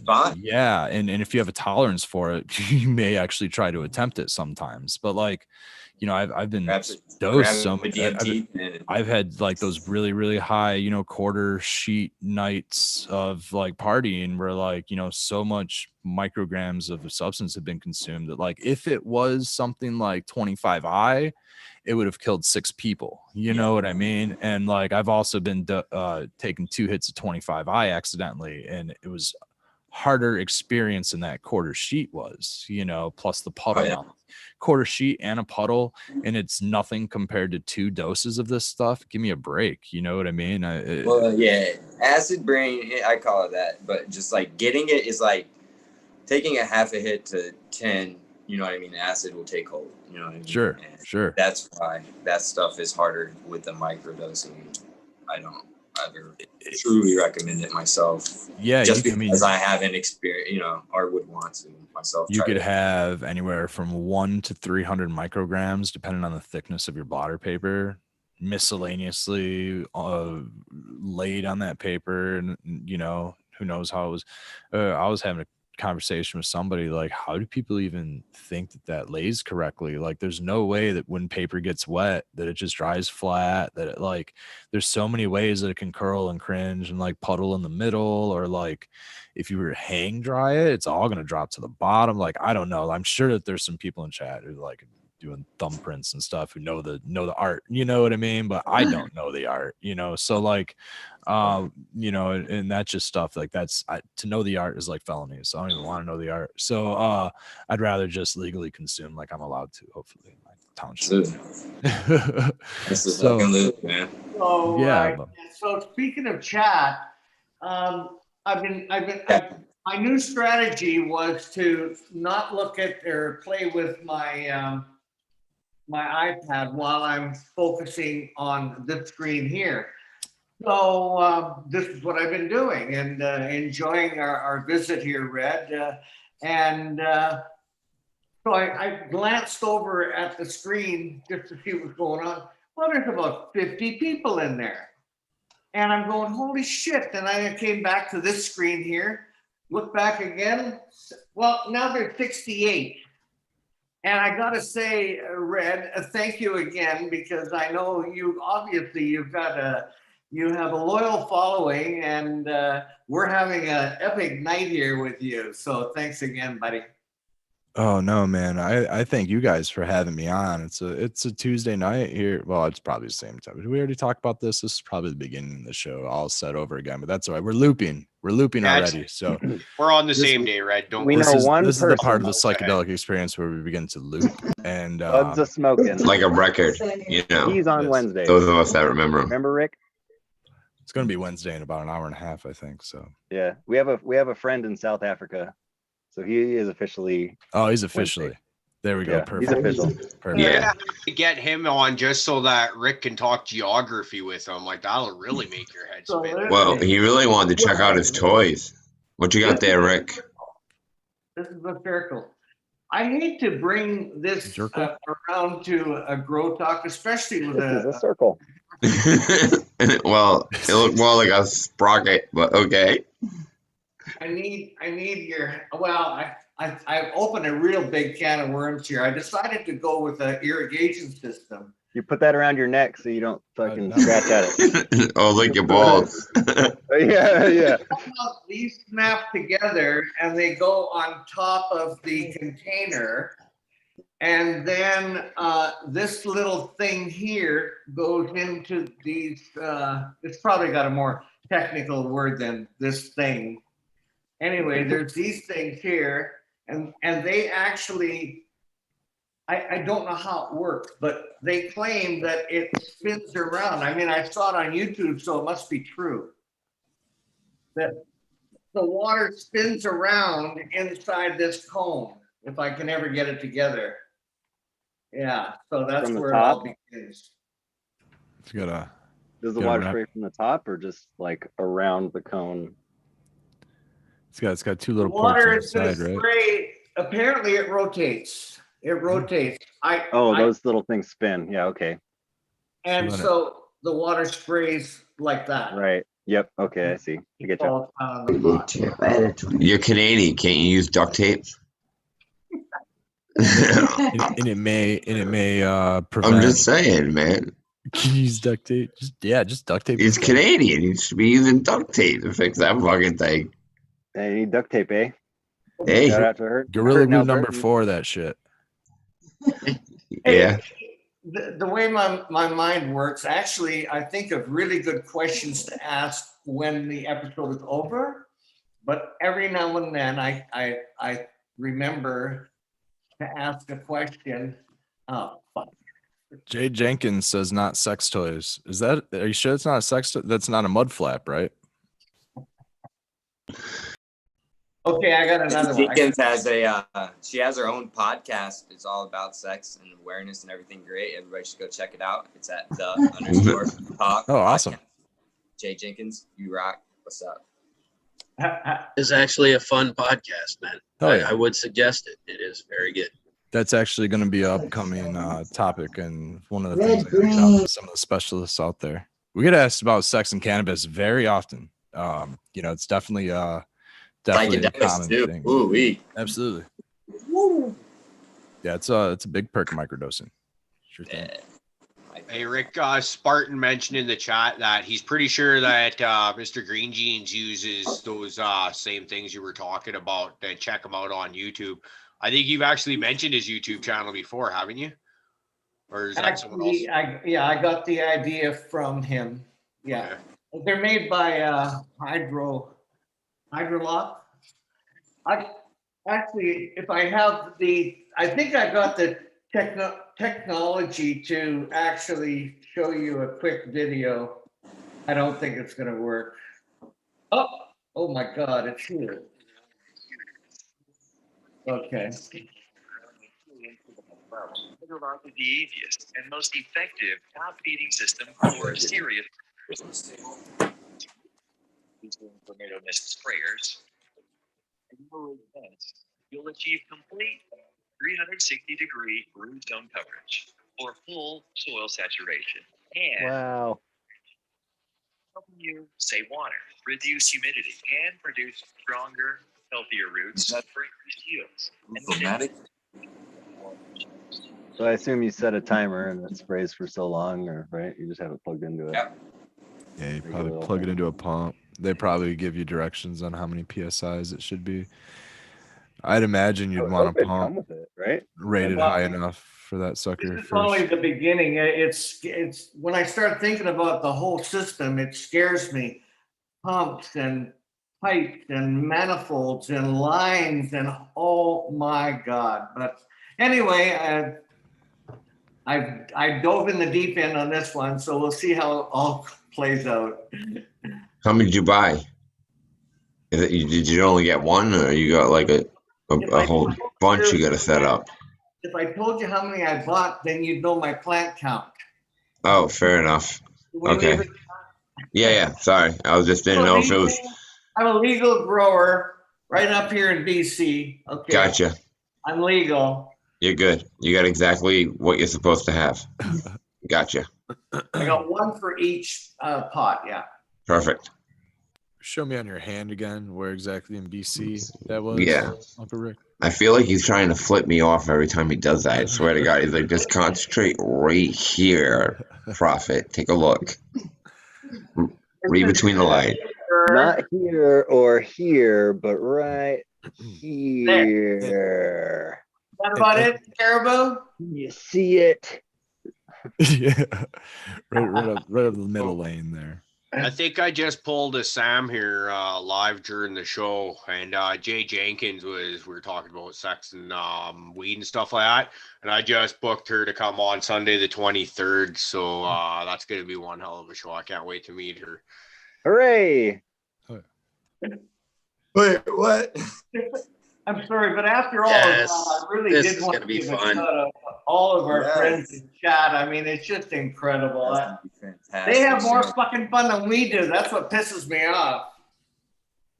And no, Stoney. You're I'm not having fun? scared I as love a you a long fucking- time. You think I'm work? No. You look really cute like that. Keep it. Eat enough mushroom jerk, it'll look good enough. It's kind of like one of those Chinese gardening hats, man. Just put it on. It'll be good luck. If you had real hot summers, it'd keep you cool, dude. Like, cause it's a sprayer, you could hook a hose to it and walk around with it on your yard. The LEDs out of your eyes. Yeah, that too. It's for your safety. Easy mold, tinfoil mold for tinfoil hats. You know that actually enhances the onset? You know, because we used to wrap that shit around rabbit ears to get better reception. Yeah, that's and what like I'm thinking. I was like, you know, I don't see what you're talking about. You want to turn me into an antenna? Okay. I heard if you have too using many their credit reverse cards psychology. and you get your vaccine, it affects a microchip in it. Like all the magnet from all the credit cards. I don't know. I heard about it. But... You can get I got unlimited, vaccinated. unlimited I asked. spending if you shake it. Go ahead. If you gotta hack it. Wait, it's really like that movie with fucking Justin Timberlake. We're gonna be fucking borrowed time and shit. We gotta share each other with time. Shit, it's gonna get like that. Watch. How long you gotta live? 24 hours. If I don't go to work, I'm dead. You know, like, because you got paid in time. Everything you paid for was with time. Man, I wish I could remember the name. No way. It was a crazy movie. That like, sounds wild. You've never seen it, really? No, I really haven't. Oh man, it's fucking. You could share time with people and shit, and there's like, the rich had like fucking thousands of years stacked up worth of time. You know, so like but earn time back. yeah, but the lower people, like the poor people, they only lived off of their paycheck to paycheck, like you would.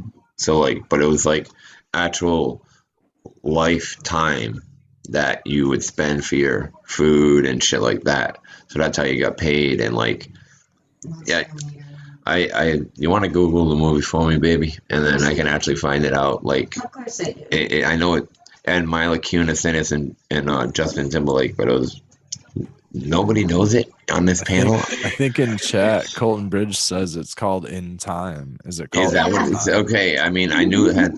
It was see. All right, I had a Karate Kid moment.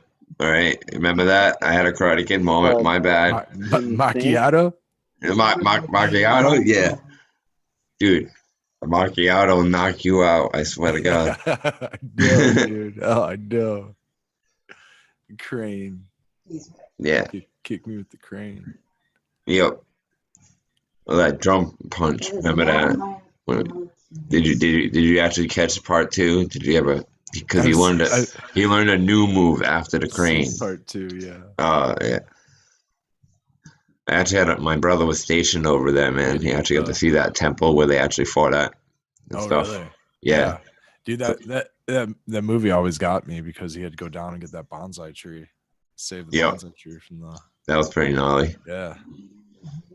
Fuck yeah, man! I'd go down and save that bitch too. All the time you put into that son of a bitch. Hell yeah, hell yeah! I think it was like hundreds of years old or something. I've seen. They had a really cool bonsai exhibit right here. Hit a garden locally, and they had one from the 1800s. It was like 1860, 1880 or something like that. It had been passed down through the generations. This sucker was only, this big. I was blown away how healthy it looked and everything. It was really cool. But I love that movie, man. It was all filmed in was it Okinawa? Is that what it was? Like yes, Okinawa. Yep. Really cool. It's probably what put Okinawa on the map, to be honest with you. Yeah. I mean, realistically, my generation anyway. I mean, if you think about it, that's really how I knew about Okinawa before learning about Okinawa. Dude, Chuck Rose in chat's really trying to throw a curveball at me, man. I'm one of the people that remember Shazam as Shazam. With Yes, Shaq. Yes, it is. I remember Shazam with Shaq. I remember it existing. I've seen it. I haven't even seen the new Shazam. I haven't even seen the any other one without anybody. Or not with Shaq. What? Not with Shaq. What I'm talking with about? Sinbad. Yeah. Sinbad. Yes. Dude, the thing that got me was the fucking risky business with him sliding out without the sunglasses and a white T-shirt anymore. Like the fact that he doesn't have. Yeah, dude, look it up. Tom Cruise? Yes, Tom man. Cruise? Yes, he's wearing a pink shirt, no sunglasses, and no white button down. It's a pink button down. And every rendition, even fucking Alf at the beginning, had him coming out just like that. Like countless things, like Saturday Night Live, every cover of that scene was everybody was wearing glasses and a white button down. But yeah, check it out. Pull it up. It's totally bizarre. Yeah, it depends. That could be something. But the joke was always like, what do old people taste like? And it's like depends. So I mean, now, so if it doesn't exist, like, why would the joke? I don't know. That one's a little tough one. Man, it's wild. Yeah, they call it the Mandela effect or whatever. Mandela. Mandela. You know why? Because Fucker's the first thing that changed. Yeah, because the first thing was really noticed was his death change. Like some people remember it in like 91, and others remember it later on. But he never died for a long time until like I believe recently. I thought I was misspeaking saying Mandela, like it has to do with like a mandala, No, Mandela is about the actual guy. He became the president of Africa. Nelson Mandela. Nelson Mandela. Yeah. Yes.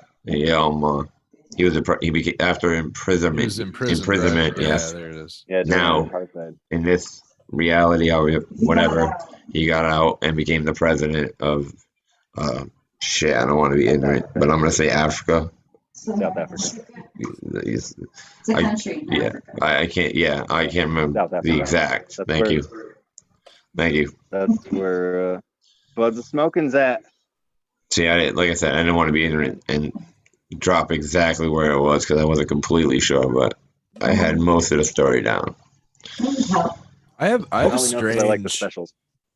A lot of strange thoughts, but I have a strange thought about that whole like different dimensions or the different vibrational frequencies, in my opinion, that you can kind of like tune in and out of, and call them realities that you can kind of tune in and out of and meditate in and out of, based on your thoughts or your ability to kind of put, what is it, the law of attraction in your favor, whatever you say, whether it's a negative or a positive word, it has to do with, for money example, you're not necessarily speaking, if you're just talking debt or something like that, you may encourage debt kind of because you're putting yourself into that debt reality, debt vibration. If you're talking more in terms of abundance and believing in abundance, you may put yourself into more of an abundance type of a vibration or something. I think similarly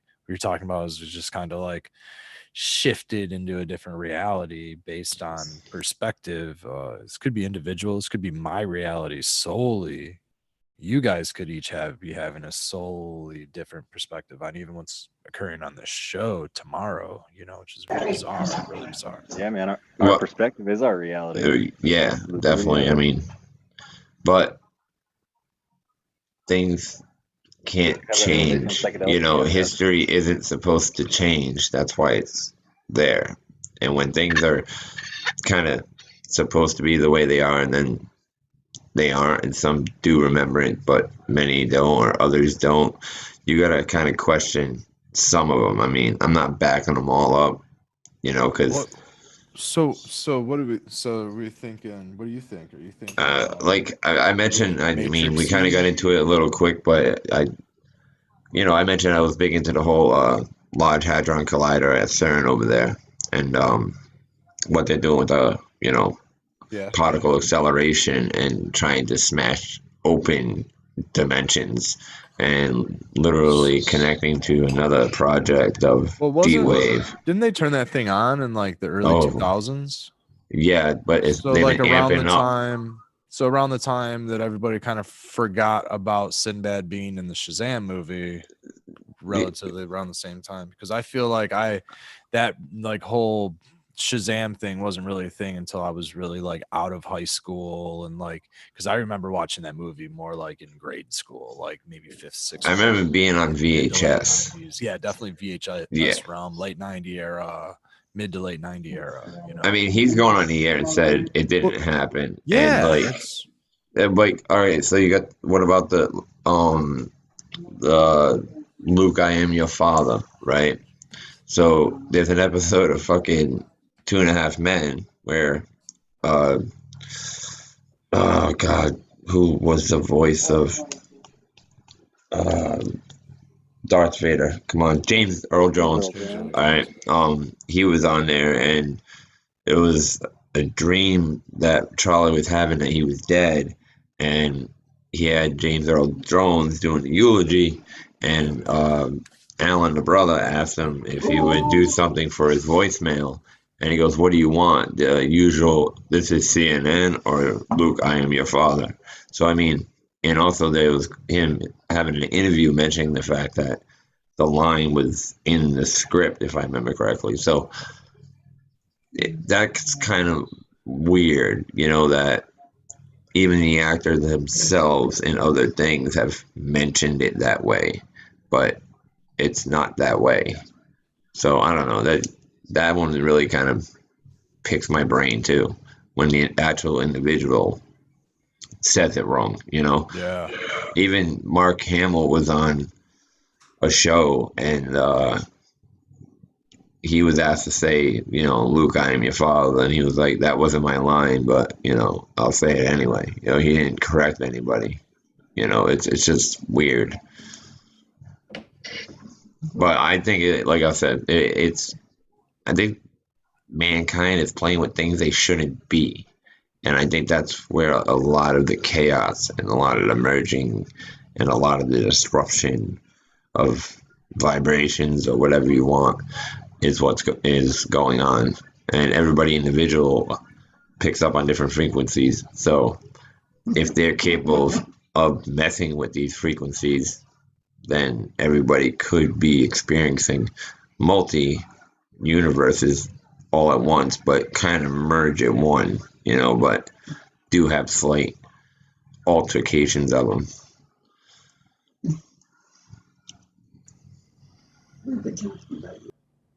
Man, that could really be the beginning of all kinds of shit based on the way the last year has gone. Yeah, I don't know. I felt I should stop before I just kept rolling. Why stop there, Prophet? Just keep going. That is a crazy topic, man. Well, no, there's I wish there were ways I could I was amazing to share videos and shit, but I don't believe I'm here to educate you like that. I don't think it should turn into that kind of situation. We be battling back with hey, check this out. Hey, check this out. Hey, check this out. Hey, check this. I don't want to do that, but I'm more than happy to do that with you one day with you know, and it's not What's more of funny is people are like very much they can get almost argumentative over the Mandela effect, like over some of these things and like what their subjective reality was. Dude, there's a lot of things that I talk about that people want to get mad about, so I have to be very cautious, but I just want to have a straight up conversation, man, you know, like I'm not trying to be malice. The flat earth one is funny when people get really, really I don't get mad about it. I don't care what you believe on. You know, no matter what you believe is not going to influence my perspective.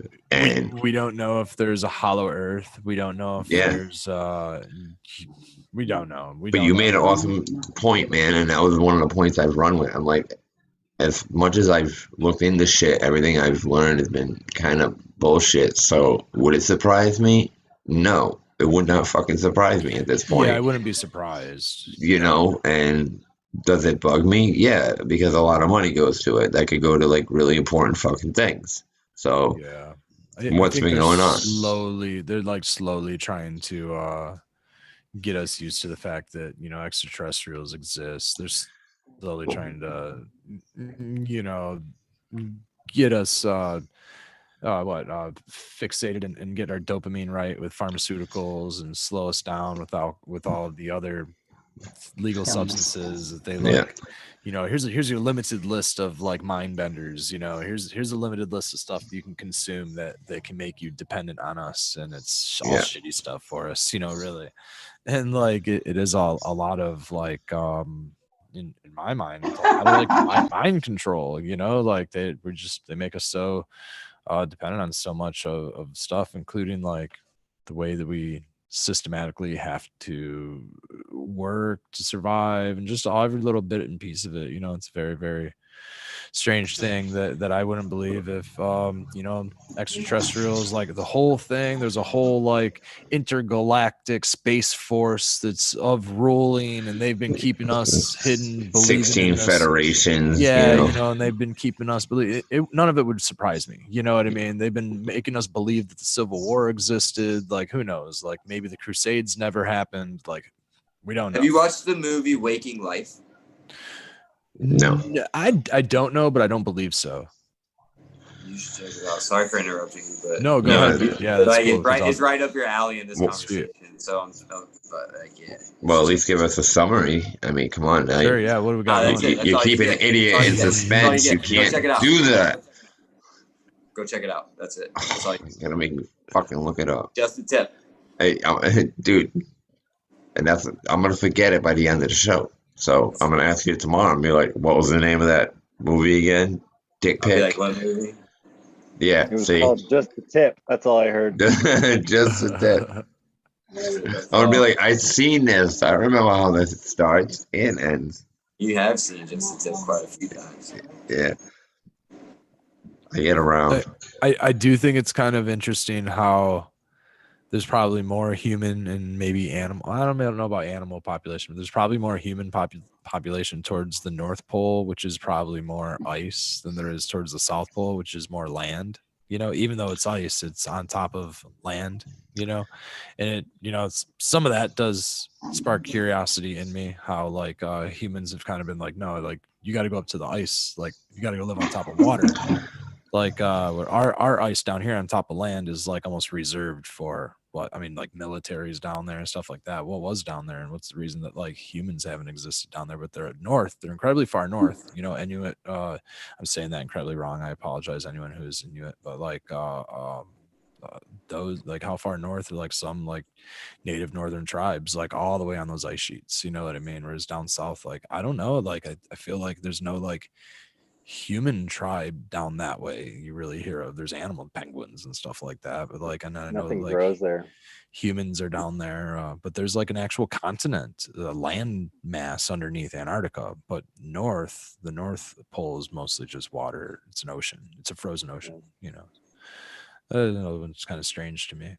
It is interesting. I've never even really took it into consideration until you just mentioned it. But yes. And there's always research stations on there. You see them on the news, or you go online about all these research stations and whatnot that are there. What, Yeah. what are they researching if there's nothing there to see? I have a brother-in-law actually who is in the Coast Guard and has been to Antarctica like 4 times on an icebreaker because they have to break the channel in the spring or their spring so that the shipping freights can get in for the scientists that have been there stranded. So they can get off. They can get Basically, out. yeah. Yeah. And then, Man, you know, that's dump wild. a new batch of dummies to live on a frozen. So at least, I guess, at least like with, you know, somewhat strange warming temperatures, not really knowing what could happen. At least they're on land, you know, at least it's not like they're worried about the chunk of their whole facility breaking off and floating away or something like that. And you know what I think? I'm going to tell you. I think, well, allegedly there's like an international treaty that no one can inhabit Antarctica, like officially. So it's just like a team of scientists from all over the world, right? Sure. But why? Why can't they? What's under the ice? That's my curiosity. What's in the landmass? You know, what's in the geology down there? There's some say that there's like palm trees and all kinds of stuff, fossilized palm trees, tropical type animals, and that area, that region of the world may have been more along the lines of equilateral, like more in the equator, and it had been like either been shifted or pole shift, and somehow like the whole thing, like, you know, the crust, everything moved around, or potential like, you know, a Pangea shift or something like that caused it all to like no longer be you know, tropical, and now it's incredibly frozen at the bottom of the earth. I'm hoping for like Superman's fortress. Yeah, I'm hoping for Atlantis or something like that. Yeah, A Fortress of Solitude would be awesome. Fucking ain't right, man. Hell yeah. Fortress. What was up with that cellophane S, man? Like, anybody know? You're too young. You guys are too fucking young. Come on, Superman. Like when he was fighting the original Superman, where he was fighting the I was in a Batman, man. I was a Batman, man. He peeled this thing and he threw it and freaking wrapped the guy up and dropped it. The other. You know how much fucking weed I've smoked since I've watched that movie in like the 80s? Like, there's no way I remember that shit. Oh, You only did it one time in one. Someone in chat will Whatever. probably tell us. Yeah, at least somebody would understand what I'm talking about. Oh, thanks. But you lie to me. I do not. Just to you agree. You easily agree. Ooh, I like the sound of that. Way too stoned.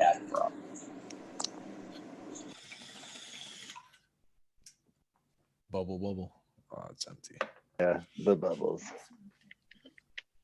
Hey, Red. If you were stranded on an island and you only had one strain, what would it be? You could pick the strain, of course.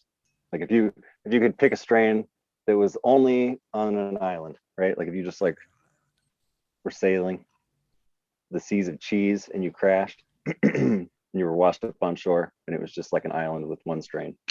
One strain. Yep. It was on the island. Yep. Of course, you'd have all the, like, you know. What parallel is it? This island. Not, yeah, this is important. This is important. What longitude, latitude? First off, before I need to know what zone I can grow in. I need to know what's going to be acceptable. It's going to be somewhere livable for an island. I mean, I want to avoid powdery mildew, of course. You're going to be living there for the rest of your life, so it's got to be fine for that. Probably. You got to be able to survive. I can build a tent. I can put it in. You can make a lot of things with hemp.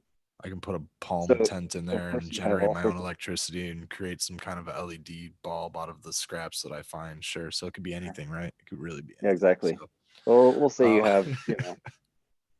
How about I don't know, man. I've had a lot of really, really good feeling. Something lime. I need something lime. I need something pine. Something pine lime.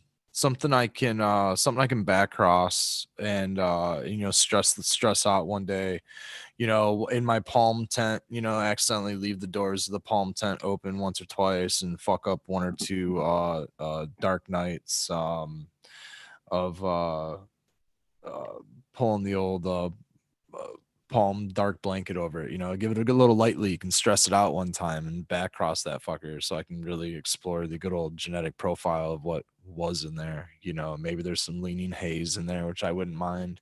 Like something with some haze in its lineage that I could probably pull out in the future, or something with some definitely some lime and pine that I can pull out, something uplifting. I'm on an island, so I need to probably work my ass off, during the evening time when it's nice and cool. So my perception needs to be keen.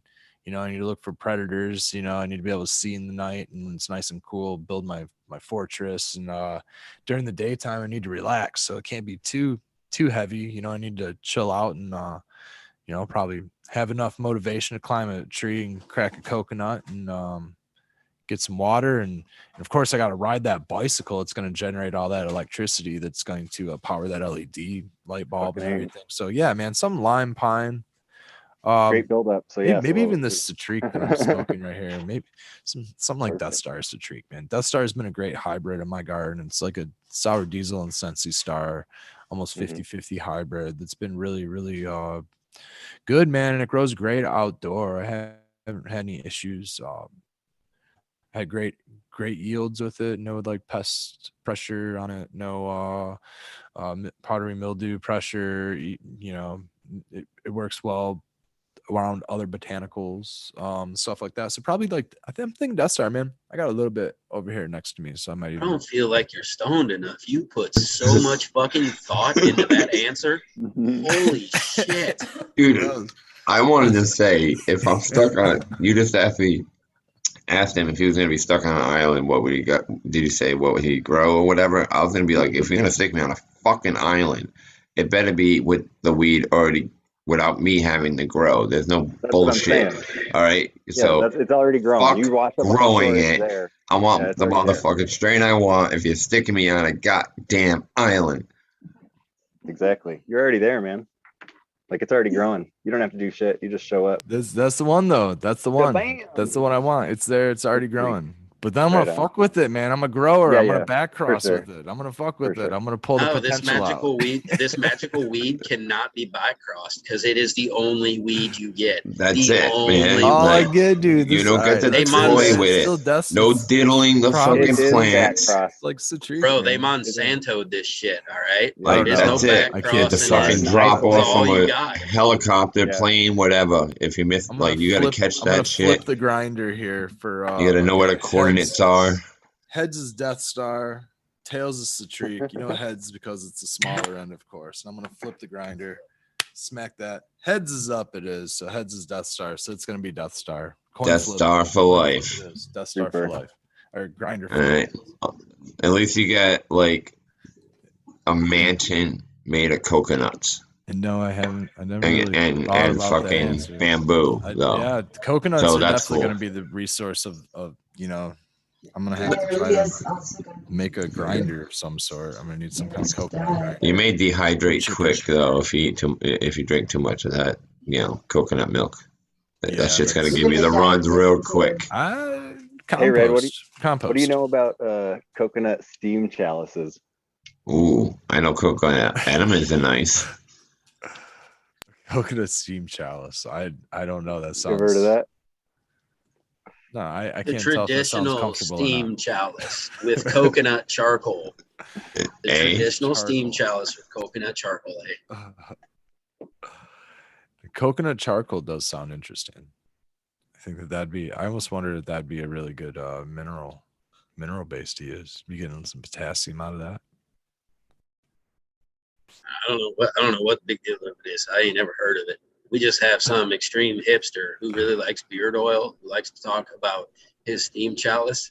So we were hoping you knew something because you kind of like pretty about hip. Coconut. Not that you're a hipster. I'm not trying to call you names or anything, but you seem to know things. I suppose you could drink out of coconuts You've been around anytime, but I don't know. He's talking about using it as a vaporizer. A vaporizer? Coconut vaporizer. That I don't know. Are you using the coconut oil as a I'm not really sure. carrier? I picture something goofy looking, like he's sucking on a nipple and then blowing smoke out. I see where we're going. Okay. So But hey. So the vaporizer comes out of the coconut. The coconut I think acts as a it's- shield that like cup around your hand like this. And then of course the vaporizer tip comes out the top. I think it's honestly just like the first bong like made in Jamaica, but they made it out of like a coconut or some shit. I don't know, man. I think Rasta Bob uses one on the reg. Okay, doesn't so what I'm thinking is you take a coconut. I think you're right, you put a actually. hole in I'm it, being and stupid. then you heat the bottom. You put your stuff inside. You heat up the bottom or smoke it, and then the end, whatever's inside will vaporize, and you can. Is that what's going to happen with it? That's kind of what I'm thinking. I'm thinking you can keep all the shit inside the coconut too to keep it like cool, so you don't burn it. It just heats up, and then I think it's funner to theorize about it than actually learn. We'll just have to ask our hipster friend about it. So you're still going to put a bikini top on it, and no doubt, and bikini bottom, and bikini banana bottoms. hammock, if you will. definitely banana hammock. Shout out Because to banana. I mean, if you're going tropical, you might as well use bananas. You know what I'm saying? I'm gonna walk around butt naked. If you're gonna be licking on it like this, you might as well be feeling it. Like Actually, this. I might tie it up just because I don't want the fucker to get in the way, and you gotta protect your shit. What guy wants to be naked? Like that doesn't feel safe. Personally, that's how I feel. I feel a bit vulnerable. Safe. The whole Naked and Afraid show, I've caught that, and I can't feel like, even if I know that nobody's around to see me naked, I don't feel comfortable running around naked. The woods, especially. If I fall or it's the last thing, that I want, like even like my inner thigh, I don't want like fucked. There's a lot of pokey shit in the woods. Yeah, man, no shit. I don't even want to walk barefoot in the woods, to be honest. As much as I like walking barefoot on, grass and in my garden. Woods are wild. Skilbo. I am naked and afraid. Aren't we all? Afraid of all kinds of small insects. Mostly just gnats. Gnats like butt cracks. Caribou, you okay, man? How many gummies have you gotten in so far, Caribou? Well, I got 20 of them in at about 50 milligrams. You're going to go into a diabetic coma before anything. You ain't going to be able to shit right for a week, bro. You know how you bypass all that, right? How? Boof. Damn it, guys. Why didn't you remind me? Well, Spartan told me to take more, so... Don't you have like 30 more? You can get your girlfriend to help you and make it evening. Make it a big plug, and she'll just keep pushing them in one by one. She did tell me she loved me earlier. We'll find out if that's true or not. That should come out like and I like it raw. You're not putting the glove on. Oh, that's dangerous. You're trying to go for your butthole. Be careful. This could get freaky. I would say it looks to me like 1,000 milligrams kicked in. Yeah. Oh yeah. Well, it's like I'm having a hard time feeling this area right here.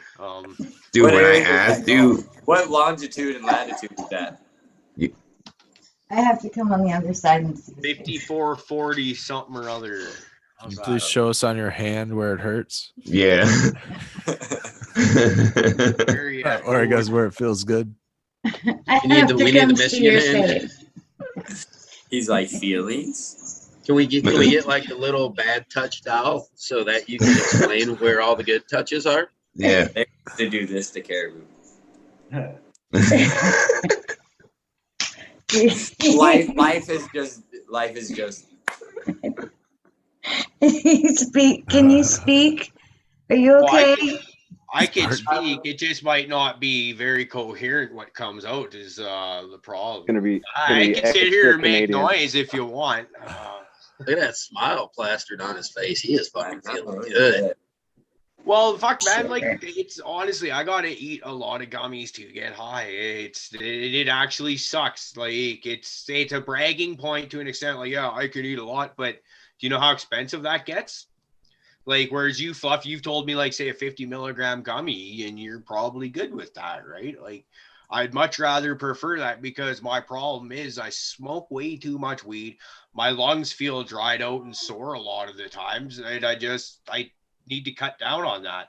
But I need medicine, so the next best thing is edibles. But it's like, So you think if you came into 20 the shop today to get your 20 1,000 gummies. milligrams, you would have spent $200 to get your 1,000 milligrams to ingest tonight, and you would have eaten like a whole bunch of gummies. See, so then once again, I got to shout out Trevor at Canada's Finest, who gave us these. As I said at the beginning of the show, they run an online dispensary. So if you're up here in Canada, check them out. I believe it's Canada's Finest or canadasfinest.ca. Does anybody notice that when Caribou eats edibles, it has like a reverse effect on him, like he's eating seeds? Yeah. Like when I asked if he was okay, did you see the look on his Gilbo is face like and shit? It was like, yeah. I thought Gandalf was back for a second. Okay, well, it's kind of funny you say that. You gotta look back at that later, man. Your face when I asked you. I can't remember if it was last Friday's show or the Friday before, but I ate 1,000 milligram gummy on this show. And it was actually Trevor, the guy at Canada's Finest, that gave me these gummies. I mentioned something on the poster. He didn't give me those. Sorry, I'll get to him in a second. But I ate this gummy, and I post on Instagram that I'm still up at like 4, 5, 6 hours after eating this gummy. And he says, it's probably distillate. I'll hook you up with something that'll knock your fucking dick in the dirt or something to that effect. And I don't know if my dick's gonna hit the dirt, but man, I just like feel jacked up. So maybe that's kind of what gummies do to me is they get my ass off the fucking couch. Whereas if I'm sitting there smoking, I'll start my day off, and it's like you fire up that one joint, and then you fire up that second one, and by the time you hit that third joint, your ass ain't doing much for that day. So looks like he wants to fucking listen to some Slipknot and hit a pit. Yeah, you look like your head's gonna hit the ceiling fan before your dick hits the dirt. That'd be all right, too. For real. Good thing you're not naked. So who the hell misses live music, man? Naked. Like, you know what I missed? I missed Indica B's pretty face, and we have it in the screen tonight. I'm happy. Oh yeah. Yeah. What's cool is on my screen, he's right in the middle. Yeah, you're dead center here, baby. Yeah. Indica, you need to tell us all about your garden. I'm fucking, dude. I'm having a great time, man. It was much needed, man. Me and my wife are super busy. We got, we're hustling hard, man, and so it's stressful, man. It wears you out, so I look forward to this shit, man. I'm having a blast, and I'm fucking stoned too. So. Are you space dusted?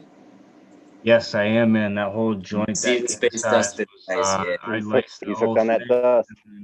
Hey, you could blindfold him with some dental floss like that. I dosed it with some nice little mix of some keef too. So. Nice. Yeah, did you run any more bubble hash? No, I haven't even got it to it yet, man. So I'm hoping. I'm hoping this week, man. So. Remember when I was like, yeah, it's fun, and then you made fun of me for 30 minutes about how it's not fun making bubble hash?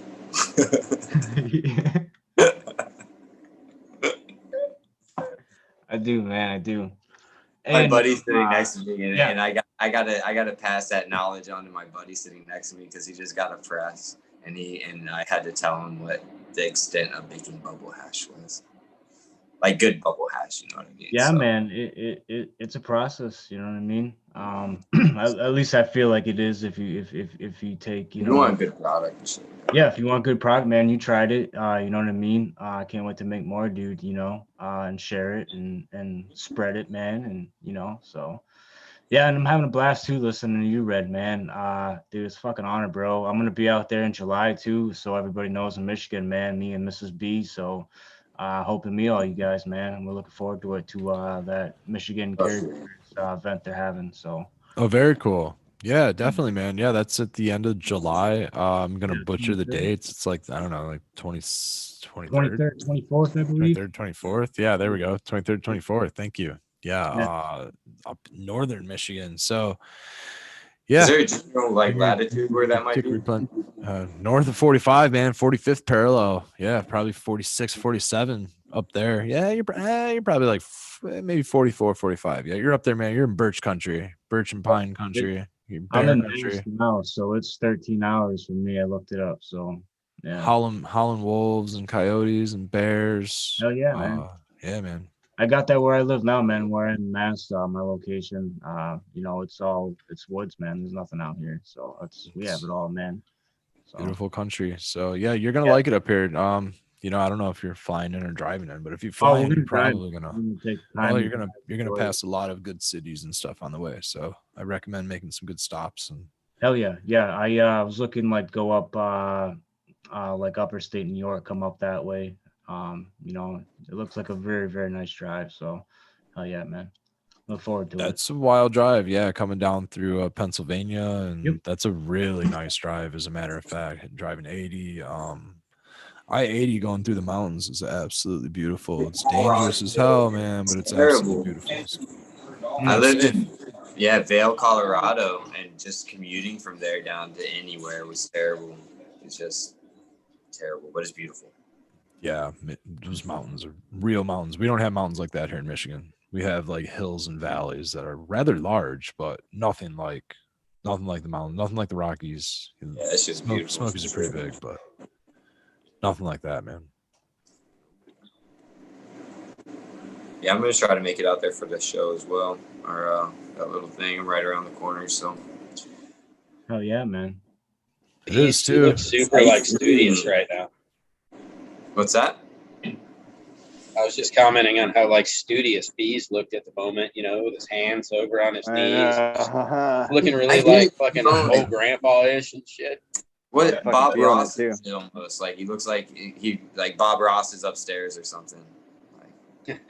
I hope Bob Ross see him later. Timeout. Yo, Bees got the frog going. Frogs in chat. If I rub it the right way. Yes. Speaking of frogs, what do you think about those Colorado River frogs? Colorado River toad? Yeah, that stinks. I don't know much about that one. Explain. I like eating the ass out of them. I have been like frogging eating ass, Whatever, dude. Cantaloupe. Water. I have a good. It's right close to Mother's Day. I have a good shout out to your Mother's Day special. I see Painted Lady in chat. I believe she was on there. I had a good Mother's Day experience when I was, I don't know, maybe like 12 years old, maybe 11 years old, something like that. Cruising around about 2 to like 6 in the morning on an airboat down in Florida in the swamps. My wild uncle with his 2 front teeth and his 6-foot-long ZZ Top yellow beard for smoking cigars and cruising around on his airboat. If you don't know what an airboat is, think of a flat bottom boat that doesn't have a typical motor down in the water, but has a Cessna engine on the back with a propeller that'll chop your hand off if you get too close to it. Just right behind you. In an airplane, you have a cockpit and a windshield and stuff that protects you from this thing. This thing you just have a nice little metal cage.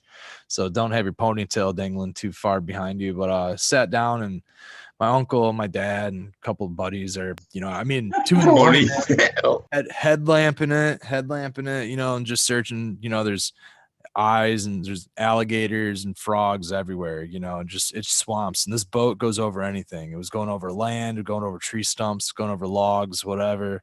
You get stuck, it's going over it again. And every now and then you got to get out in knee deep water and hope the gators aren't out there and push yourself off or some bullshit. But that was a wild experience, man. We collected like hundreds of bullfrogs that night. And the next day we had to harvest all the bullfrogs and deep fry frog legs for dinner, a regular old Southern treat. It was my first real Southern experience with something like that, but it was wild, man. It was about as natural living as I could get. Yeah, it was fun, man. It was a real fun experience. Real fishy, real gamey, but you know what? For the experience, it was once in a lifetime. So it was really cool. I went hunting once when I went tripping, but without like anything to actually kill the animal with. You know what I mean? So like it was more just stalking him. But it was kind of cool, you know what I mean? And like I just sat up in there for the longest time. It was just a whole different experience. I don't know. And by them he means his cats. I do a lot of hunting, and I've never actually killed anything aside from initiations into if you listen to last night's late sesh, I talked about biting the head off a fish and eating live fish and shrimps and stuff like that. Initiation into fishing, just basically being tricked by many year older generations while I'm an adolescent child, you know. Same as, you know, there's a boogeyman downstairs, so run up the stairs and you shut the lights off, stuff like that. You know, yeah, I get tricked and fooled as a kid many times, but you know, I prefer to just stalk through the woods and just wander around like, aimlessly. I don't like hunting anymore. It's like I feel bad or something because it's too much I can go get at the store or something. I don't know. Hey, Red, do you go around and look for like those geode things? Like in my area, I want to, but they're not as common, I don't think, in my area. We don't have a lot of like rocky style mountains. We're mostly sand and clay.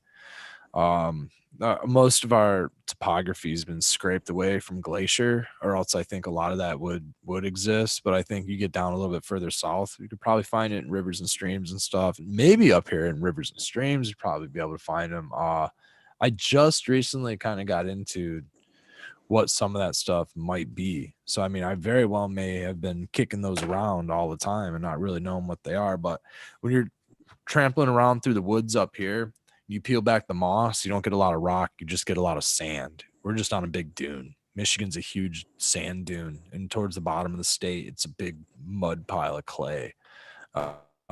Mainly because of agriculture, but otherwise we would have some great I think topography, you know, we'd have some really good let's say natural resources, other than just we have a really good mineral base. It's all basalt and excellent mineral base provided by that glacier crush, you know, crush down all that stuff into dirt, sand, dust, clay. So we got all the good minerals. We just need a lot more organic material. We have to build back our organic material, you know. All the farming and agriculture is high industry, so it's all the chemicals and high end fertigation, which is, you know, destroying microbiology and destroying a lot of the organic material, or breakdown of organic material, destroying the decomposers, so they can't break down organic material. So, you know, we're a product of the Dust Bowl just the same, you know, in our lower end of the state. Upper end of the state has also been farmed, but in a different way. It's all pine farm up there, birch, pine, deciduous hardwoods, stuff like that. None of it's natural forest. It's all national forests. You know, this land is my land and your land. We all own a little piece of it. Tax-paying citizen, you can go on there and camp anytime you want. It's our land. You know, you could probably grow a pumpkin up there if you really wanted to.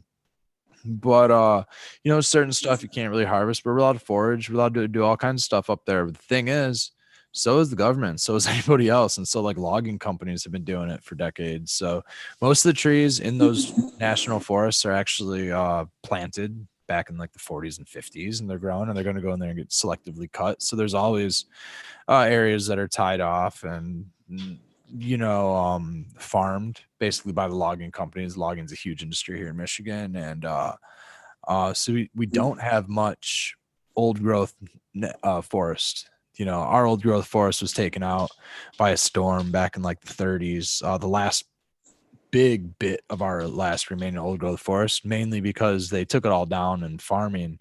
I don't know, is it Beazle? You live down near Chicago, right? You're in the Illinois area, right? Is it you? One of you guys is down there, Illinois. Fluff? Yeah. Fluffy? Yeah, down in Chicago. Fluff's down in Fluff's down in Chicago, yeah. So Chicago burned down, I don't know, late 1800s, something like that. Mid 1800s, something. Chicago burned down, and Michigan logging rose and skyrocketed through the 1920s, and basically used most of our trees to rebuild a lot of Chicago, put back a lot of the industry there. So they had another huge harvest in the early 19th century, 20th century here in Michigan. And then so what happened was we had a small section of old growth forest that remained after they came through into that big logging pass, and big storm came through. Without all of the old forests left around, there wasn't much protection, so that storm took out a large portion of that forest. Fortunately, privately owned, somebody eventually turned it into a nature reserve, and decided they're not going to farm it. So we have about, I think, like 800 acres, 80, 160, I don't know, it's like 300 to 800 acres. It's a very, very small area of old growth forest. You can actually find things like redwoods, and you can find sequoia trees and things like that in Michigan. Otherwise, it's farmed pine, mostly farmed pines. It's very, very bizarre when you go into like middle of what would be like a forest, and it's all straight rows, almost like you're running through a cornfield. It's pretty interesting. But yeah, man, you peel back the ground, not a lot of like what you consider like geodes or boulders, rocks. It's just sand, and you dig underneath the tree root, and you get piles of sand, with a lot of decomposed pine needles and stuff like that in there. It's very acidic. The only thing that really grows in those forest areas is like berries. So we got a lot of natural blueberries, strawberries, raspberries, stuff like that. But you won't really find a lot of birch and oak, or you'll find oak. You won't find a lot of necessarily birch and other trees in there, but you'll find the birch in the other way around. You won't find a lot of maple and stuff like that in those areas. Those are more ornamental. Down south, like they're really in like the preserved portions, state parks. You get a lot more of the like I call them like more alkaline type, deciduous type forest type stuff, where you get a lot more flowers. You get a lot less high acidic loving plants, being like pines and just berries and shit like that, roses and things like that, natural flowers like that. A lot of thorn flowers seem to like the acidic sandy soils. But like some of the state parks, you get like other types of botanicals, so it's kind of cool. But otherwise, man, it's all the same thing, but I love it. Really cool spot.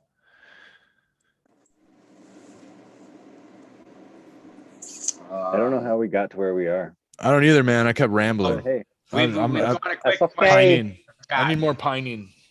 Yeah, quick question for chat. Rick, are we losing you? Are you okay? Oh, Rick has been. Yeah, apparently he's been talking to my mom up late last night. So I want the money transfer. Apparently she takes. Yeah, I mean she does take loony, so it's like a slot machine though. Just sometimes it's all bars. Careful the teeth when you're throwing. It's just we like have to that. Figure out if it was Toonie Tuesday first, though. Like that ODB song. It's like, hey, Prophet, baby, I got your money. How does it go? He just sang that in front of his wife. The wife just showed up. That's fucking hilarious. Great time. Can you please do that one more time for us? We need the dance and all. Please, all of it. Just one more time. No, I don't think I could do it again if I try. I'd end up putting in like a bit of a guttural stumble in there or something. But dude, you were doing great, man. You had rhythm. Well, so here's the thing. If I actually try to sing, my singing voice is naturally high. I'm not a very good singer, so don't get me wrong or anything. I'm a horrible singer. But if I do go and try to actually sing, it's gonna be like a girl. But it's okay because I'm a huge fucking King Diamond fan. I got him tattooed on my fucking wrist for fuck's sakes. And so at least I could kind of sing along with his shit. So that's what he's known for, his big high-pitched voice. That's awesome. That is so awesome. I would have never pictured your ribs tattooed. Now we're going to have to put an adult warning on the show because now we have nipple. God damn it. Oh, did I nipple that up? A little bit. We had a nip slip. that ribs tattoo is actually covering another King Diamond tattoo that didn't turn out. Back in Prince George, I got jumped by a couple of crackheads with a chunk of 1-inch rebar, and they stove in 4 of my ribs. And about a month, the pain was mostly gone unless you're like pushing on it or doing something strenuous, right? But to just sit like I am now, you wouldn't feel it. So I went to my buddy Jay's place to get a tattoo. Well, that vibrating needle hurts like a son of a bitch on the ribs. And I tried to sit there for like maybe half an hour, and I couldn't do it anymore. I am so sorry. Bad that it was just like he couldn't hold the line to save his life. So I was like, call it quits.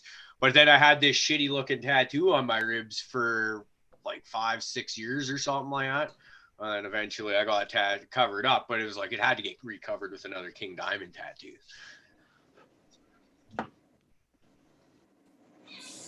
Would it be bad for me to say who King Diamond is? No, no. Because to tell you the truth, a lot of my best friends throughout my life still don't fucking know who he is. I just didn't want to really say that with you. You don't know who King Diamond is, man?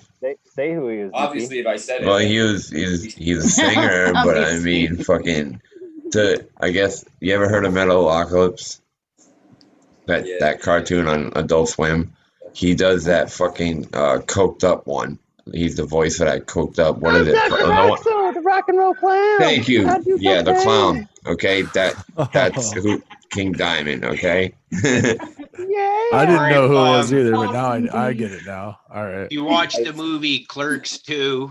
They do the song "Welcome Home" a couple times in that one. The song that they're singing to there. So.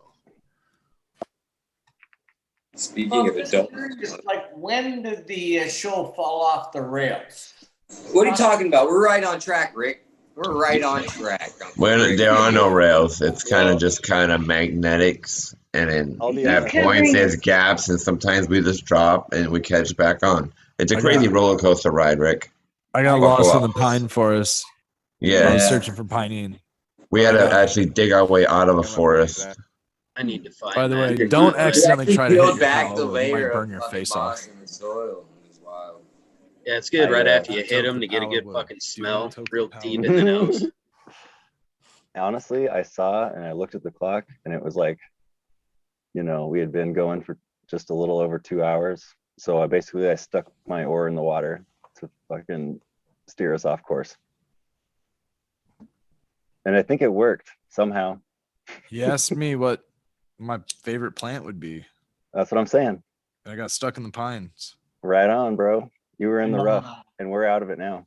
I lost in the pines. That's a good friend. What's the name of that? We're not driving anymore. We're riding. What? Palo Santo wood? With the dew. Palo Santo, yeah. Yep.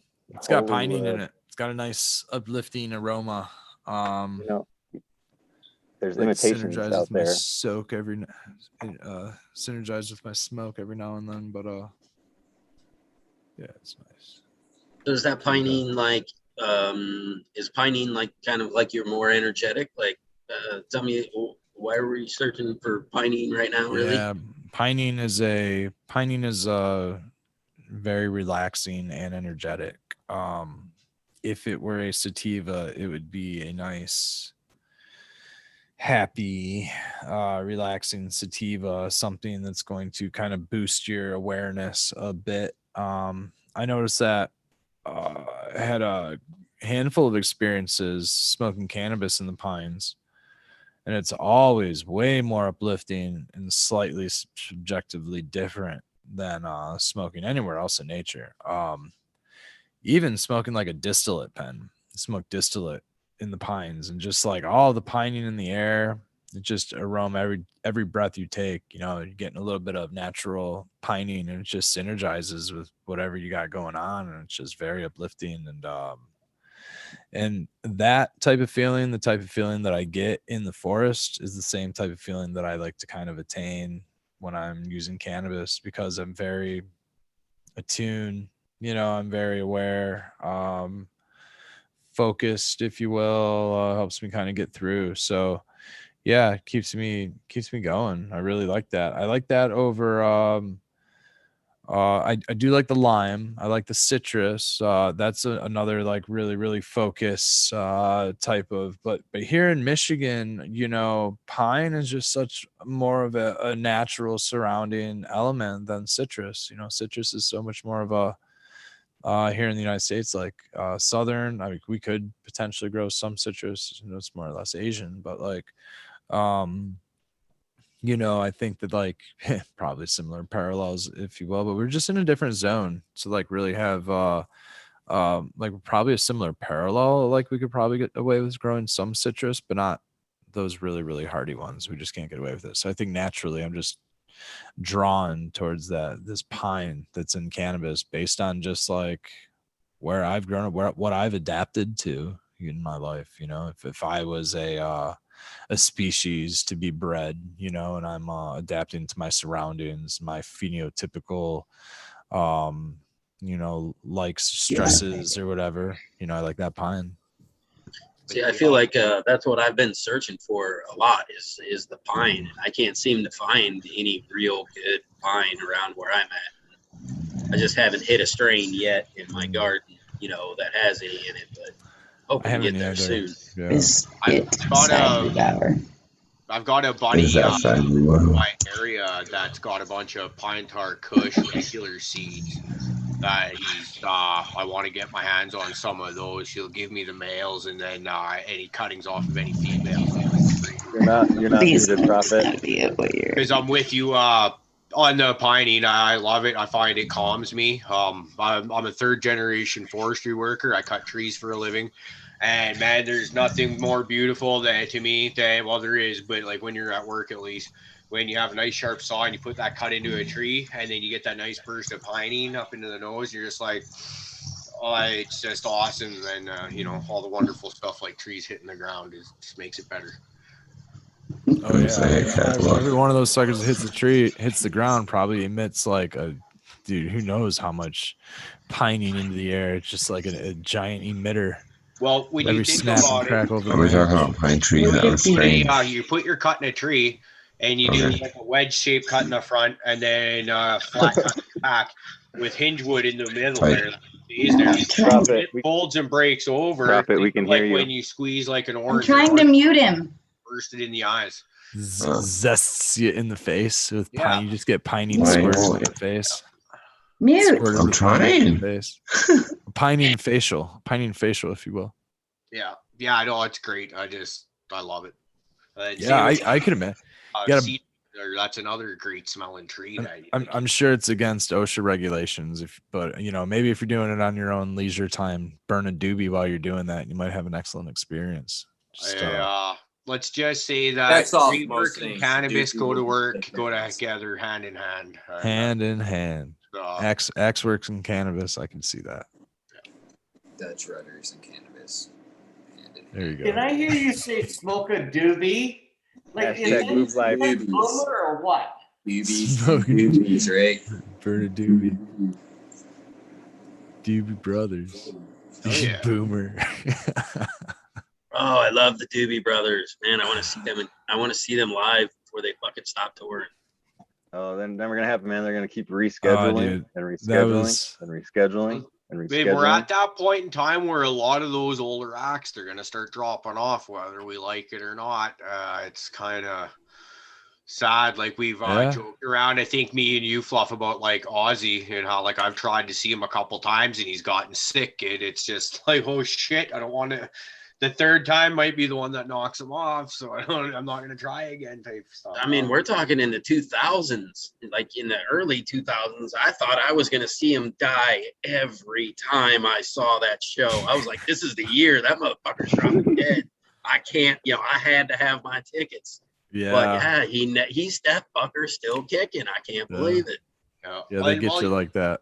And it's kind of funny because you think about like how like old decrepit rockers, and you think about, well, they don't know how to put on a show anymore, or like they're too old to move, right? So like, what are they gonna do? But they're fucking scary to look at. Look at Keith Richards. Yeah, but like, man, I saw Randy Bachman. I don't know if many of you guys, you're mostly American, but he's from BTO and the Guess Who.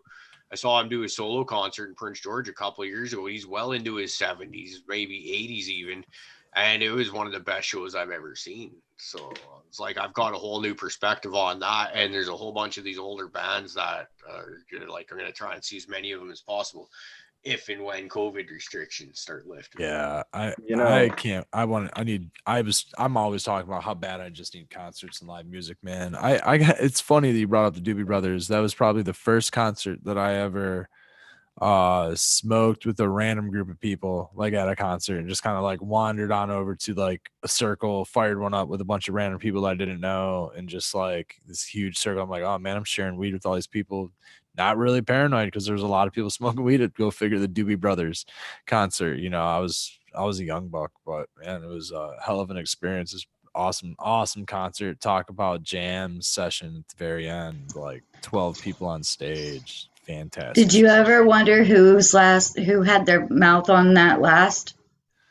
At the time, yeah, I did, because I even then was an OCD, like kind of like sketch on who's about, you know, I don't know. Didn't really bother I used to roll like 30 joints, and like instead of passing you like a lit joint, I'd just hand you a joint. I'd be like, fuck it, here you go, bro. Pass that amongst your circle. Like, fuck it, you know? Yep. Well, that was nice. That's what I do now. Yeah, in the ripe old ages of about 15, I really was just like, I will smoke whatever the hell you hand me, to be completely honest. Give me a toke or two. Yeah, on my way. That was a fun concert.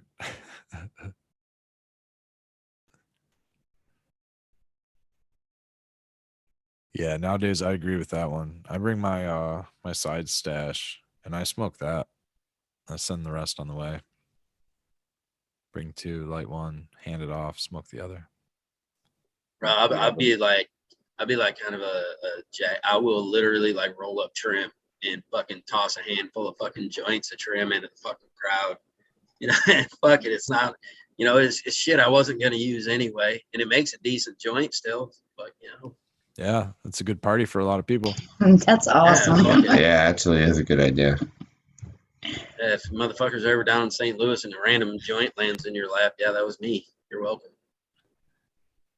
So just pick them up off the ground after they've been stepped on a whole bunch. Represent. That ain't my fault, man. After they leave my hands, I try to make sure they land in laps. He just wraps them in like little plastic bags and tosses them. You know. That would be kind of cool. Oh, dude. And speaking of, yeah, I was actually so excited that like concerts were actually starting to open up a little bit. My wife found like an Air Supply concert in fucking Vegas. So we like booked tickets. We had everything. We're like, fuck it, we're going to see Air Supply. We were excited as fuck, man. And we just got the emails that the damn concert was canceled. I was like, fuck. But we're gonna go out to Vegas and go do some fucking people watching anyway. So that's my favorite thing to do out there. People watching in Vegas does sound fun. Bro, I like hanging out with the weirdos on the streets, man. I like collecting the porno cards. When I first saw those, man, that shit, that's what I'm saying. Porno just blows in the wind and down the streets of Vegas. It blew my mind. They click these cards as you walk past, and they give them to you, and they got naked ladies on them with stars on their nipples. And I've never experienced it, but my friend came back with them, dude. He was like, dude, they just hand them to you, and I was like, what the fuck are you talking about? They just hand these things to you. I'm like, yeah, man. I'm like, it's a business card, man. Like, what do you mean? Dude, yeah, cards are funny. I remember when I was like 15. I don't know. It was like probably the late 90s or something. And there's just magazines blowing all over the place. They're just what were they? They were like yeah, they were like call girl they were call girl magazines, you know, like the entire thing was like 800 numbers, you know what I mean? Nude women going on. It was like the yellow pages, and they were just all over the strip. You know, it's like National Geographic doesn't do like environmental stuff there because it's like ducks with like nude women pages around their necks instead of like, you know. So were the chicks that needed weed whacking, or I mean, were they decent? Yeah. Like well, pictures to pick. I mean, hey, that ain't bad. Or was it like, oh fuck?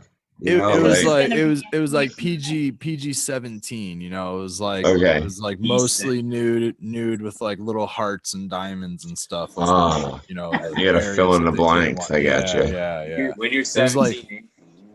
Oh yeah, you're 14, 15, you don't care. Thank God you got an imagination like a motherfucker.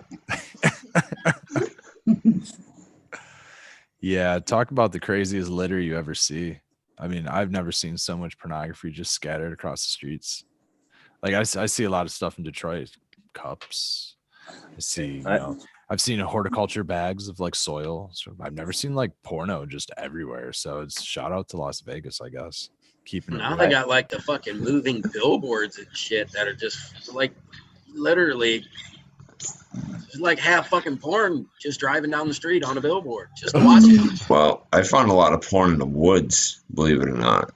Like on the side of the road is fucking strange. What are you doing over there? I totally believe that, Prophet. I worked for like a fucking environmental cleanup conversation, man. I swear to God. It was my first job. I was 14. It was when I first started working. And I had to get papers, you know, and because you're only allowed 24 hours at that age legally to work.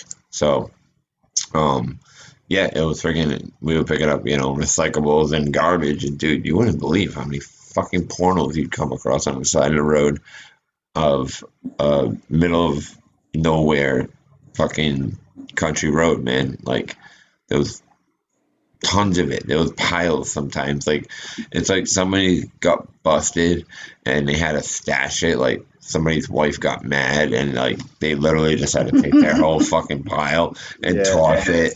Other times, like it seems like they only used it for maybe the ride home. That's what I'm dumped it out the saying. window. You know what I'm saying? Like they don't like jerk it off to the same girl twice. It feels weird to them.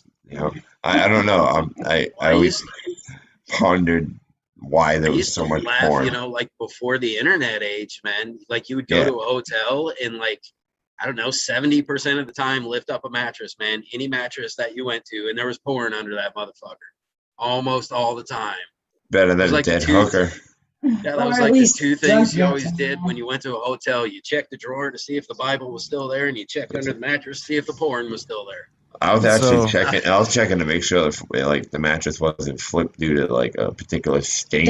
You know what I'm saying? Like if there's a whole big stain of blood, just the blood or shit. You know, you kind of like. Oh, you guys are those bougie hotel goers. Well, I mean, sometimes Motel 6 doesn't. You know, they'll keep the light on, but it's not like the best place to be. The light's on, but nobody's on. Nobody's cleaning it.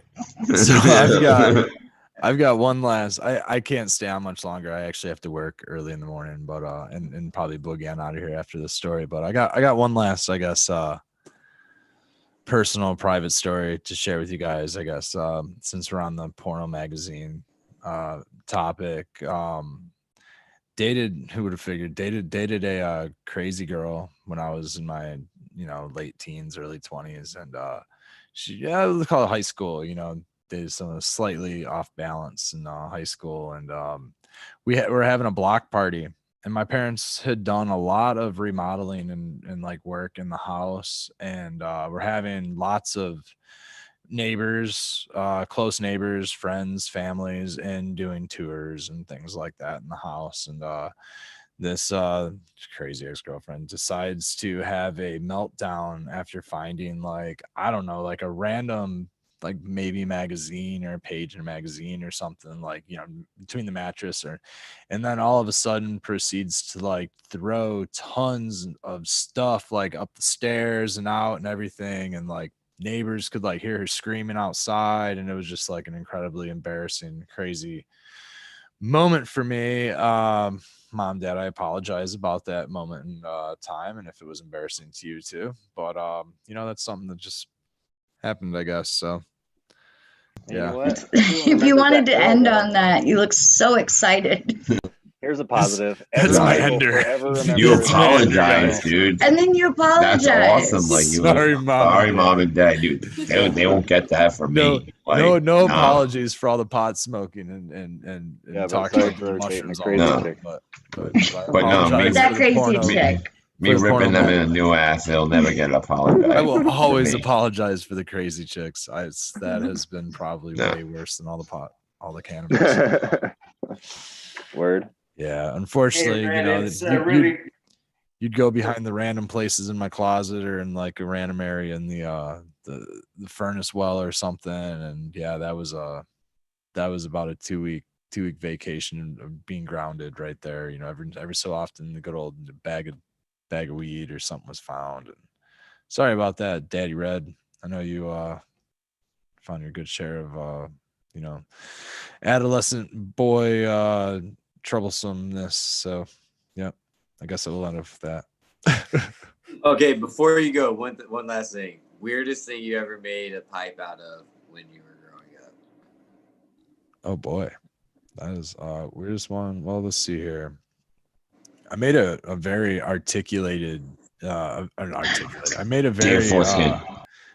very like a dual chambered one out of some old like plastic vases, and I had like multiple tubes and straws that wrapped, and I like tied it with a bunch of different colors of thread and string, and it was really awesome. And believe it or not, I was pretty young when I made that one. Used like a flashlight as a stem, hollowed out the flashlight because it was you don't have access to any like pipe making materials when like your longest, you know, the nearest, you know, pipe shop is like 18 miles away and there's something like that, and you're a kid and you're not even old enough to buy that stuff anyway. So like you do what you can. And so the local like Home Depot, or at the time it was probably like HQ or Handy Andy or something like that, and you go get your Ace Hardware on and build yourself a little bong. Go to Michael's and get yourself some vases. And you know, I tried it. I learned the easy way, or I guess I learned the hard way. Well, it was pretty easy to learn. I just hit the glass vase with the drill bit and learned you can't drill through glass easily, and you can't torch glass either because you'll shatter it in a lot of different ways. So never really, you know, fucked with glass. So I was just making shit out of plastic bottles, of course. Strangest thing that I've ever made a bong out of. Man, I don't know. I'm gonna have to do some work with that because I've definitely had to use some just about anything to try to take a toke. Let me really think.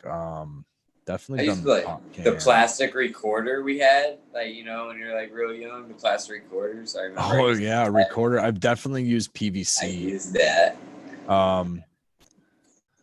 Old PVC. Dude, I made an awesome PVC steamroller.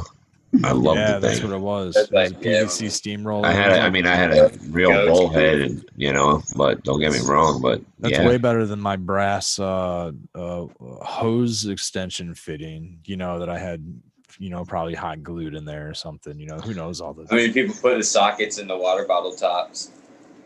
Sockets, yeah. Pens and stupid shit like that. I used to make access to all types of fittings. That's smart.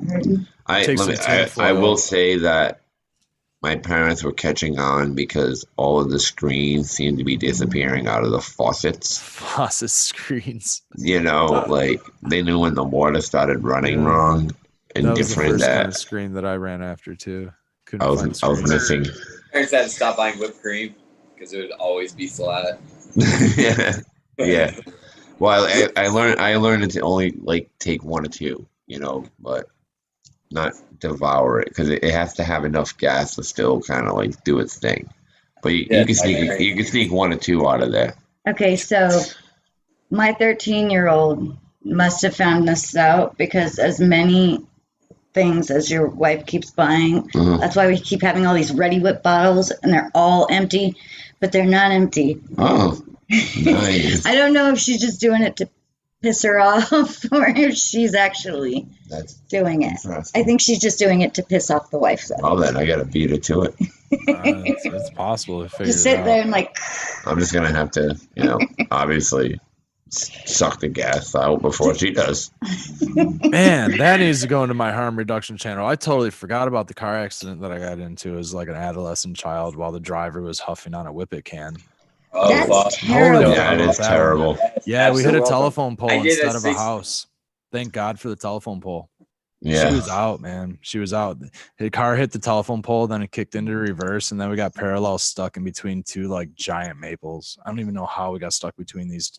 Like the maples were here, the car was like right here, like pinned between the maples. She's out on the gas, you know, the car's filled with smoke. My buddies fly out the back of the car, bouncing around, no seatbelts. Her headliner was pinned up with a whole bunch of like safety pins and stuff. And so one of my buddies like hit his head on one, is all bleeding and stuff. But it was kind of raining. It was kind of late, like 2, 3 in the morning. We decided to take a long joyride in the country to a local Meyer, you know, and you know, we're young, we're like 13, 14, 15, you know, hanging out with like the buddy's sister who's got her driver's license at like 16, and you know, kids understand. Kids are sneaky, man. They will do what they will do to do whatever they, without whether or not you know that they know what things are. We knew enough that a simple whippet can from computer duster. Who would think like these things are filled with chemicals? Who would ever think to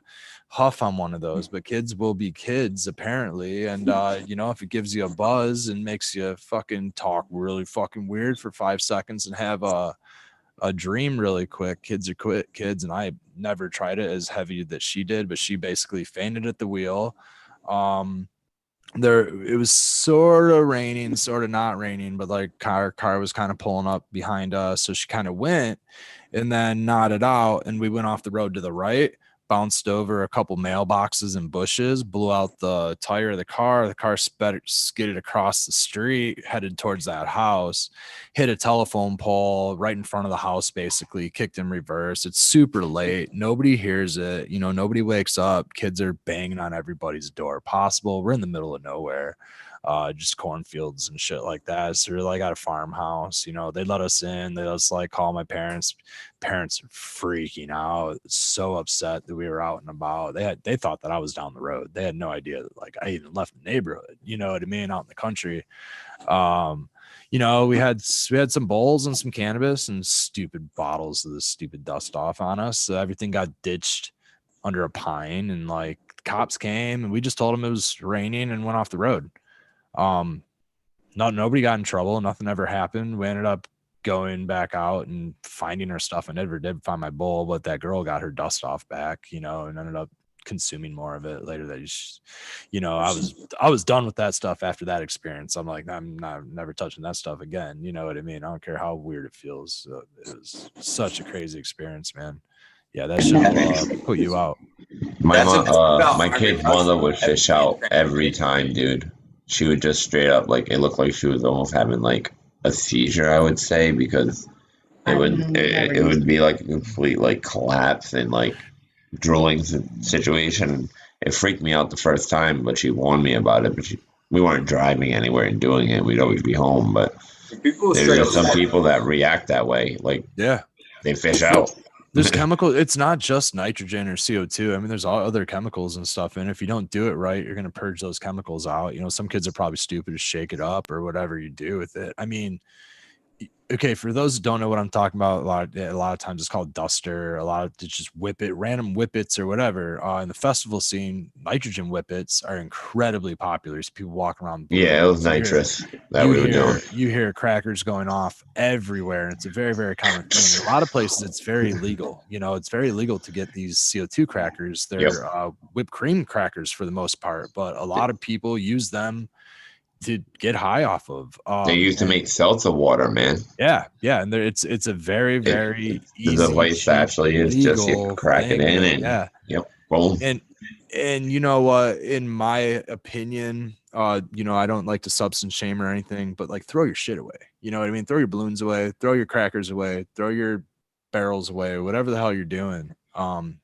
Dispose of your stuff. You know, it's kind of an eyesore. Like shit's just everywhere. And you know, I get used to it. The first like 2 hours at a festival, and you like the dude pulls up in the tent next to you and he's cracking his balloons all night long. It does get kind of annoying, but I've gotten used to it over the years, so it's not too bad for me. But like, I mean, have a little bit of respect, I suppose. I don't know. Maybe like fill up your balloons during the day. I don't know. Like maybe there's a methodology you kind of figure out through it. But like sometimes it can get a little unpeaceful for those trying to get a little bit of peace. Like I've ever since that one experience with those kind of a whippet scenario. For those who don't know, Duster is basically a whippet. Same type of thing. People are chasing the balloons and nitrous and stuff like that. Nitrous is incredibly popular. They use nitrous at the dentist, and a lot of people source medical grade, but I'm sure that a lot of it is not so much medical grade. Some of it may be welding grade. I don't know, but like, you know, that's another thing. It's a whole nother topic that I could really get into for harm reduction. But like I said, man, it's almost midnight now, so I think that I may work out my my sign off. So I appreciate you all having me on. Go ahead and give me one more round, and then I'm gonna bust on out of here. So, Well, I just want to take this opportunity to say thanks for dropping by, Red. I really enjoyed getting to know you better, and please know you're welcome back anytime again. thanks, Uncle Rick, man. I really appreciate that. Shoot, man, Fluff, DP, Bees, Indica, Prophet, Uncle Rick, Caribou, man. Thanks for coming, man. I Black really Widow, want to White meet Widow, up again. everybody who's tuning in, man. All you guys out there. Yeah, back to you guys, man. Big hearts. You know, growers love out there to all you guys. Rock and roll. Again, man, you can find me at Red Setter Farm. You can find me at Polarity Science. Please check out my harm reduction videos on here on YouTube at Polarity Science. Please check out Michigan Bros Grow Show on Sunday nights, 9 p.m. Eastern Time. Monday nights, 11 p.m. Eastern Time. And I go live on Polarity Science there at 11:30 or so on Sunday nights after the Michigan Bros Grow Show. And I'm usually tossing a little link out there in chat. And I really appreciate everybody's support. It's been huge, man. I've been wanting to do the harm reduction style thing for a very, very long time. Ever since I got turned on to watching some of the other harm reduction founders, such as like Psych Substance do some stuff, and just listening to other people talk, like Alan Watts, Terrence McKenna, and a lot of the other four founders of like this, you know, people who like talk about psychedelics a lot, and Aldous Huxley and all of that kind of stuff. There's lots of books that I like to reference. We're going to talk a lot of mycology and things like that. I like just holistic health. So, you know, check out our platforms and check out our channels. And I really appreciate all your love, guys. Chat and everybody out there. Rock and roll, growers love you. What's that? I said, where could somebody find you to get a hold of you if they want? You can find me at Instagram at Red Setter Farm on Instagram is the best way. If I don't respond within a day or two, keep waiting. I will most likely respond. It's just me a day or two. Sometimes I'm just stupid busy doing like literally stuff right up until the line wire like this, and then right after I get down here, I'm gonna eat some food and then crash because I have to wake up early. I'm not gonna answer any messages. I'm probably not gonna answer them in the morning because I'm up on the road at work, chatterboxing, selling old grannies safely some cannabis supplies, and then tomorrow I have to boogie out to the farm, do some transplanting, and my fingers just can't make text messages like that. So like you might get it in like a week, something like that. And I apologize if it takes so long, but if it's like a real message, like you do need a response right away, I'm going to get back to you right away. But if it's something that might be able to wait, you know, if it's business related or something like that, I'm not prioritizing necessarily business, but I will prioritize health. So, you know, you guys all rule. And I really appreciate all the time that you allowed me to take of yours and all of the bleeding ears now from hearing my voice so long. I really appreciate your patience with me and everything, man. Guys, I'm gonna do my sign off. I'm finally gonna just it was great, rambling man. my way out of here. Yep. So I'm just gonna get out of here. Yeah, man. Go. As Just I'm go, talking. yeah. And Deuces. Thought that guy never fucking leave. Right. No shit. Don't turn back. No shit. Be careful, he's still in chat. Yeah, you can't really still in chat. I just saw a prophet trying to light me up in the chat here a few minutes ago about being. I got a good buzz, but actually, I think I just saw Canada's Finest in the chat there a few minutes back. The guy that made the gummies for me and showed him out. Trev, thank you. And we're gonna have Trevor on. Not this coming Tuesday, the following Tuesday. We're gonna have him on for a bullshit session.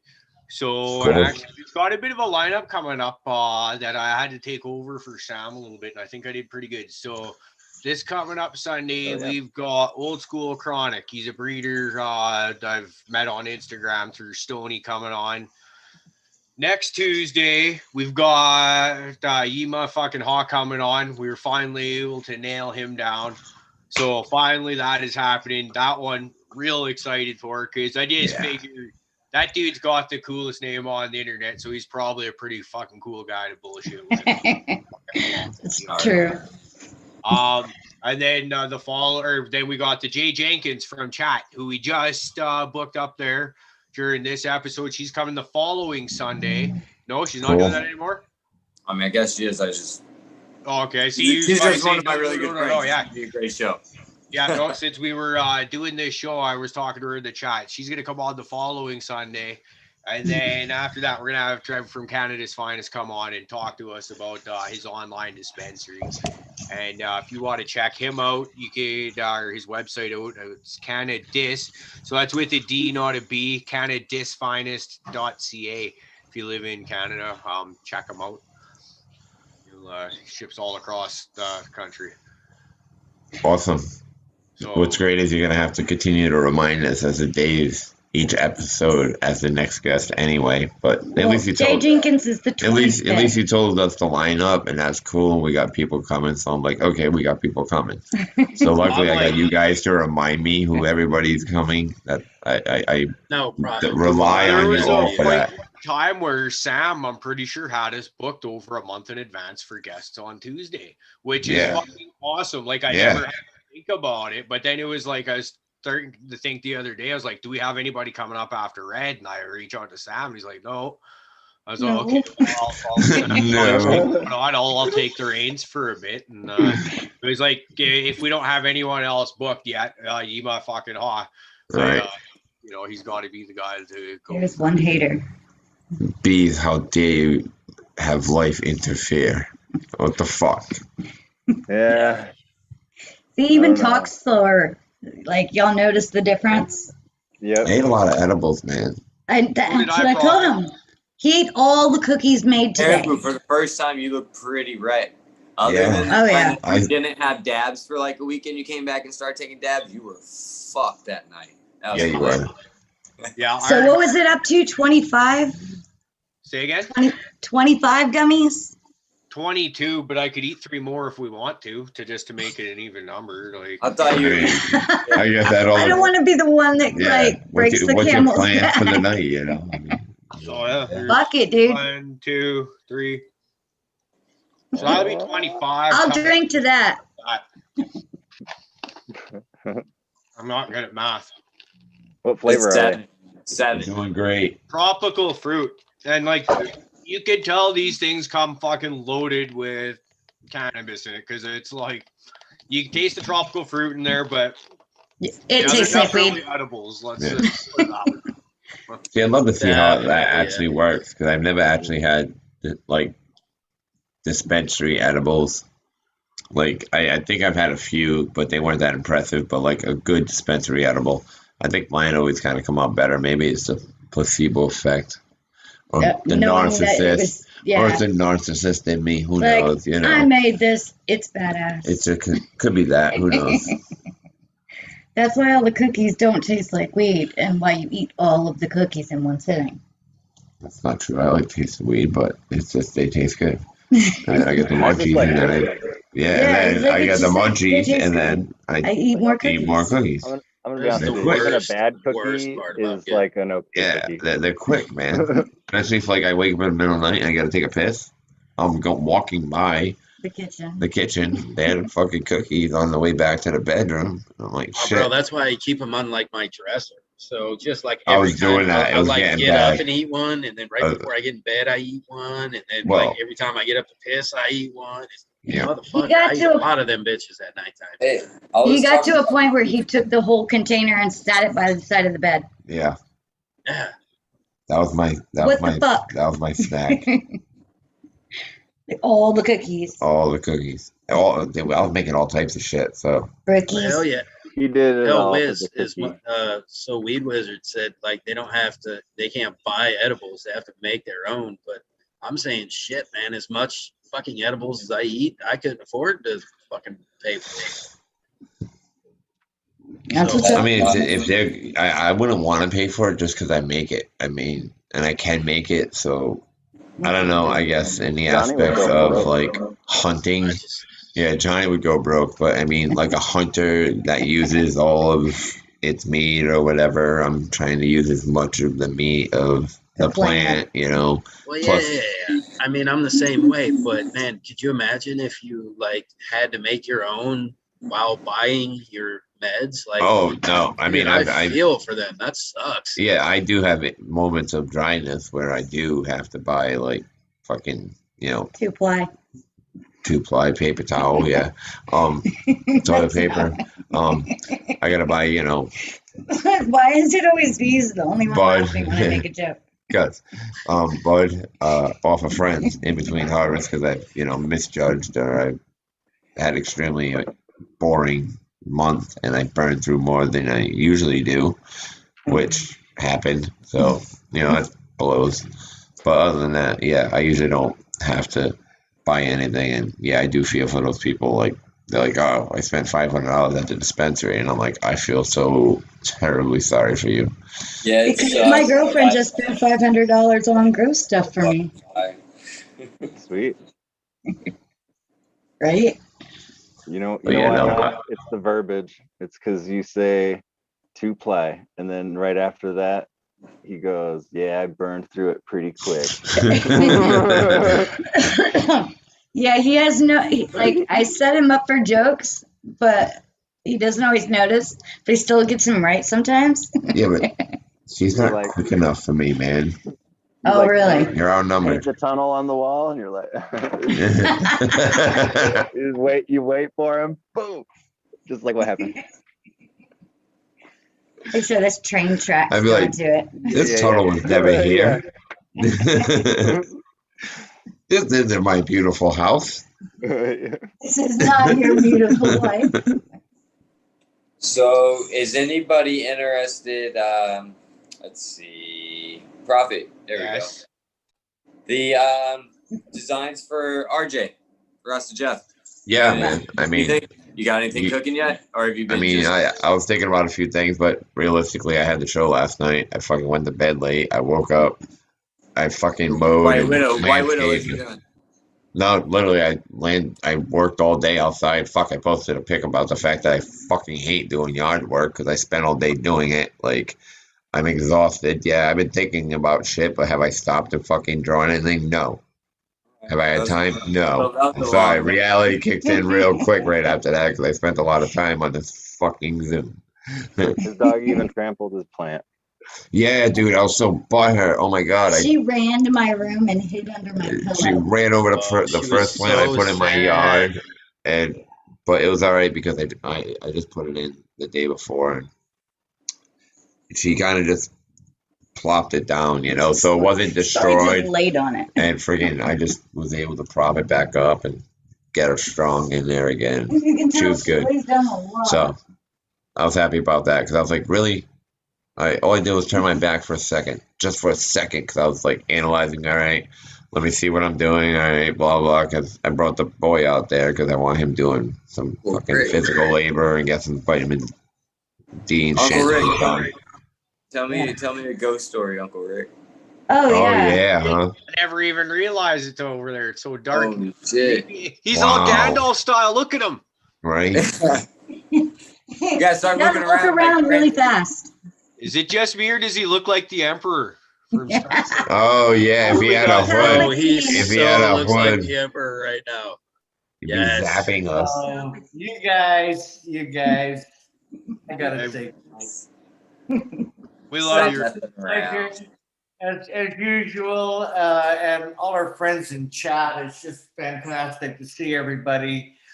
And I just want to take a moment to acknowledge all the people that aren't here tonight. The list is, longer than I want to be, but I'm thinking about Bobby and Opie and And well, help me. Oh, come on. I tried good. doing it last night, man. I think I almost got everybody, but I missed Sticky Bob. I felt bad, but I mean, when they asked me, when they asked me, like, I was like, oh my God, Guys, I talk to yeah. these fucking people every day, and like I'm trying to spit their fucking names out, man. Riz, That's why I stopped trying to tag everybody in the posts. Like, cause I think before, like, go back, say 20, 30 podcasts or whatever, I used to take a screenshot of the YouTube, what's going on my phone. I then post that live right now on Cannabis and then try and tag everybody from our crew. Right. And, man, it got to like 13, 14 people. And that's nuts. Well, the room changed too, so like I couldn't remember. Like I'm like, oh shit, there's a couple that went off it and whatnot. So I was like, I think I almost got everybody. Like I said, I forgot Sticky Bob and I felt bad, and I did want to give a shout out to Raider because him and her kept me awake that night because Hurton was the first one. Yeah. I know, but they definitely. My girlfriend must love me. She just brought me a donut because the way to a man's heart is just or to his stomach or whatever. So, but they also say, or through a man's penis. So she buys me a penis-shaped donut and gets me a Long John. So Yeah, she might be trying to kill you off, man. I mean, those things aren't good for you. Especially after all the sugar you just ingested. You just ingested a shitload of fucking gelatin. Bye, Uncle Rick. Later, Love Rick. you guys. she's taking the gummies away. I'm not allowed to have them. Just taking them away. I know what that's like. Eat another 13 of them. I've been there. She's like, this back. She was just bitching at him. Say it louder. We want to hear it. I can't stop laughing now. That's awesome. That's awesome. Caribou. Hey, Indica, did you get your hoop house all built up, squared away? No, not quite. No, not yet, man. I'm hoping like next weekend, man. So I've been fixing the house for my my puppy at one time chewed. So getting that all fixed up right now and shit. Yeah, just downstairs is keeping me busy too. So yeah. Why? Like, I got it. Top came in last Friday. It was so. Yeah, hopefully. It's just a matter of getting hands together. Hey, Caribou, do you have a discount code for that Canada's Finest by any chance? For like a Caribou Heart discount code through them? You should talk to him about that. Caribou I might be able to work on something like that with him. You guys still alive or no? We shall see. Oh yeah, we're still alive. On YouTube? Yep.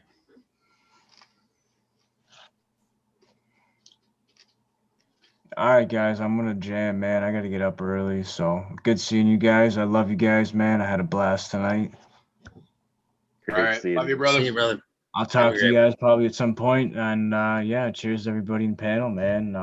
In chat, panel chat. I'm fucking stoned. In the chat, and yeah, fucking thanks for joining and much love. And if you forgot to hit that like button, go hit it for us, please. Much love, everybody. Grows love, man. I love you guys. I love you too. I want to be great at Indica.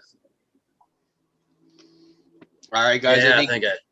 Yeah, I think it's about that time, isn't it? Yes, sir. Yep. Wrap this shit up. All right, let's get her done then. So thanks everyone for joining us tonight. Thank you. Again, another special shout out to Trevor for giving me enough gummies to finally get me good and effed up. I love you for that. And also, he's our newest Patreon contributor, so he gives us money and cannabis. So that's one hell of a guy, in my opinion, and I can't wait to have him on here in a couple weeks. Heck yeah. You my fucking hot, Jay Jenkins and Old School Chronic coming up. Everyone in chat, you guys are the shit. We love you guys. Need a dab for the road. Yeah.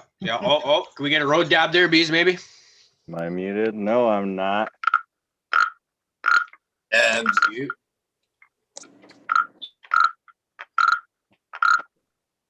And got to give a special shout out to Mr. Red Setter Farm there. That was one hell of a show.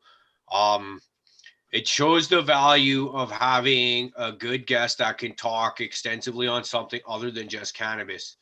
Am I correct? And it goes right in the vein with cannabis culture. So it's yeah, that was just really good. And it was just another one of those guests where it's just like I said at the beginning of the show, we're just gonna get out of your way here, right? And for the most part, we did, and it's like wow. Yep, So great show. Great. Thank you so much for coming on and having a bullshit with us.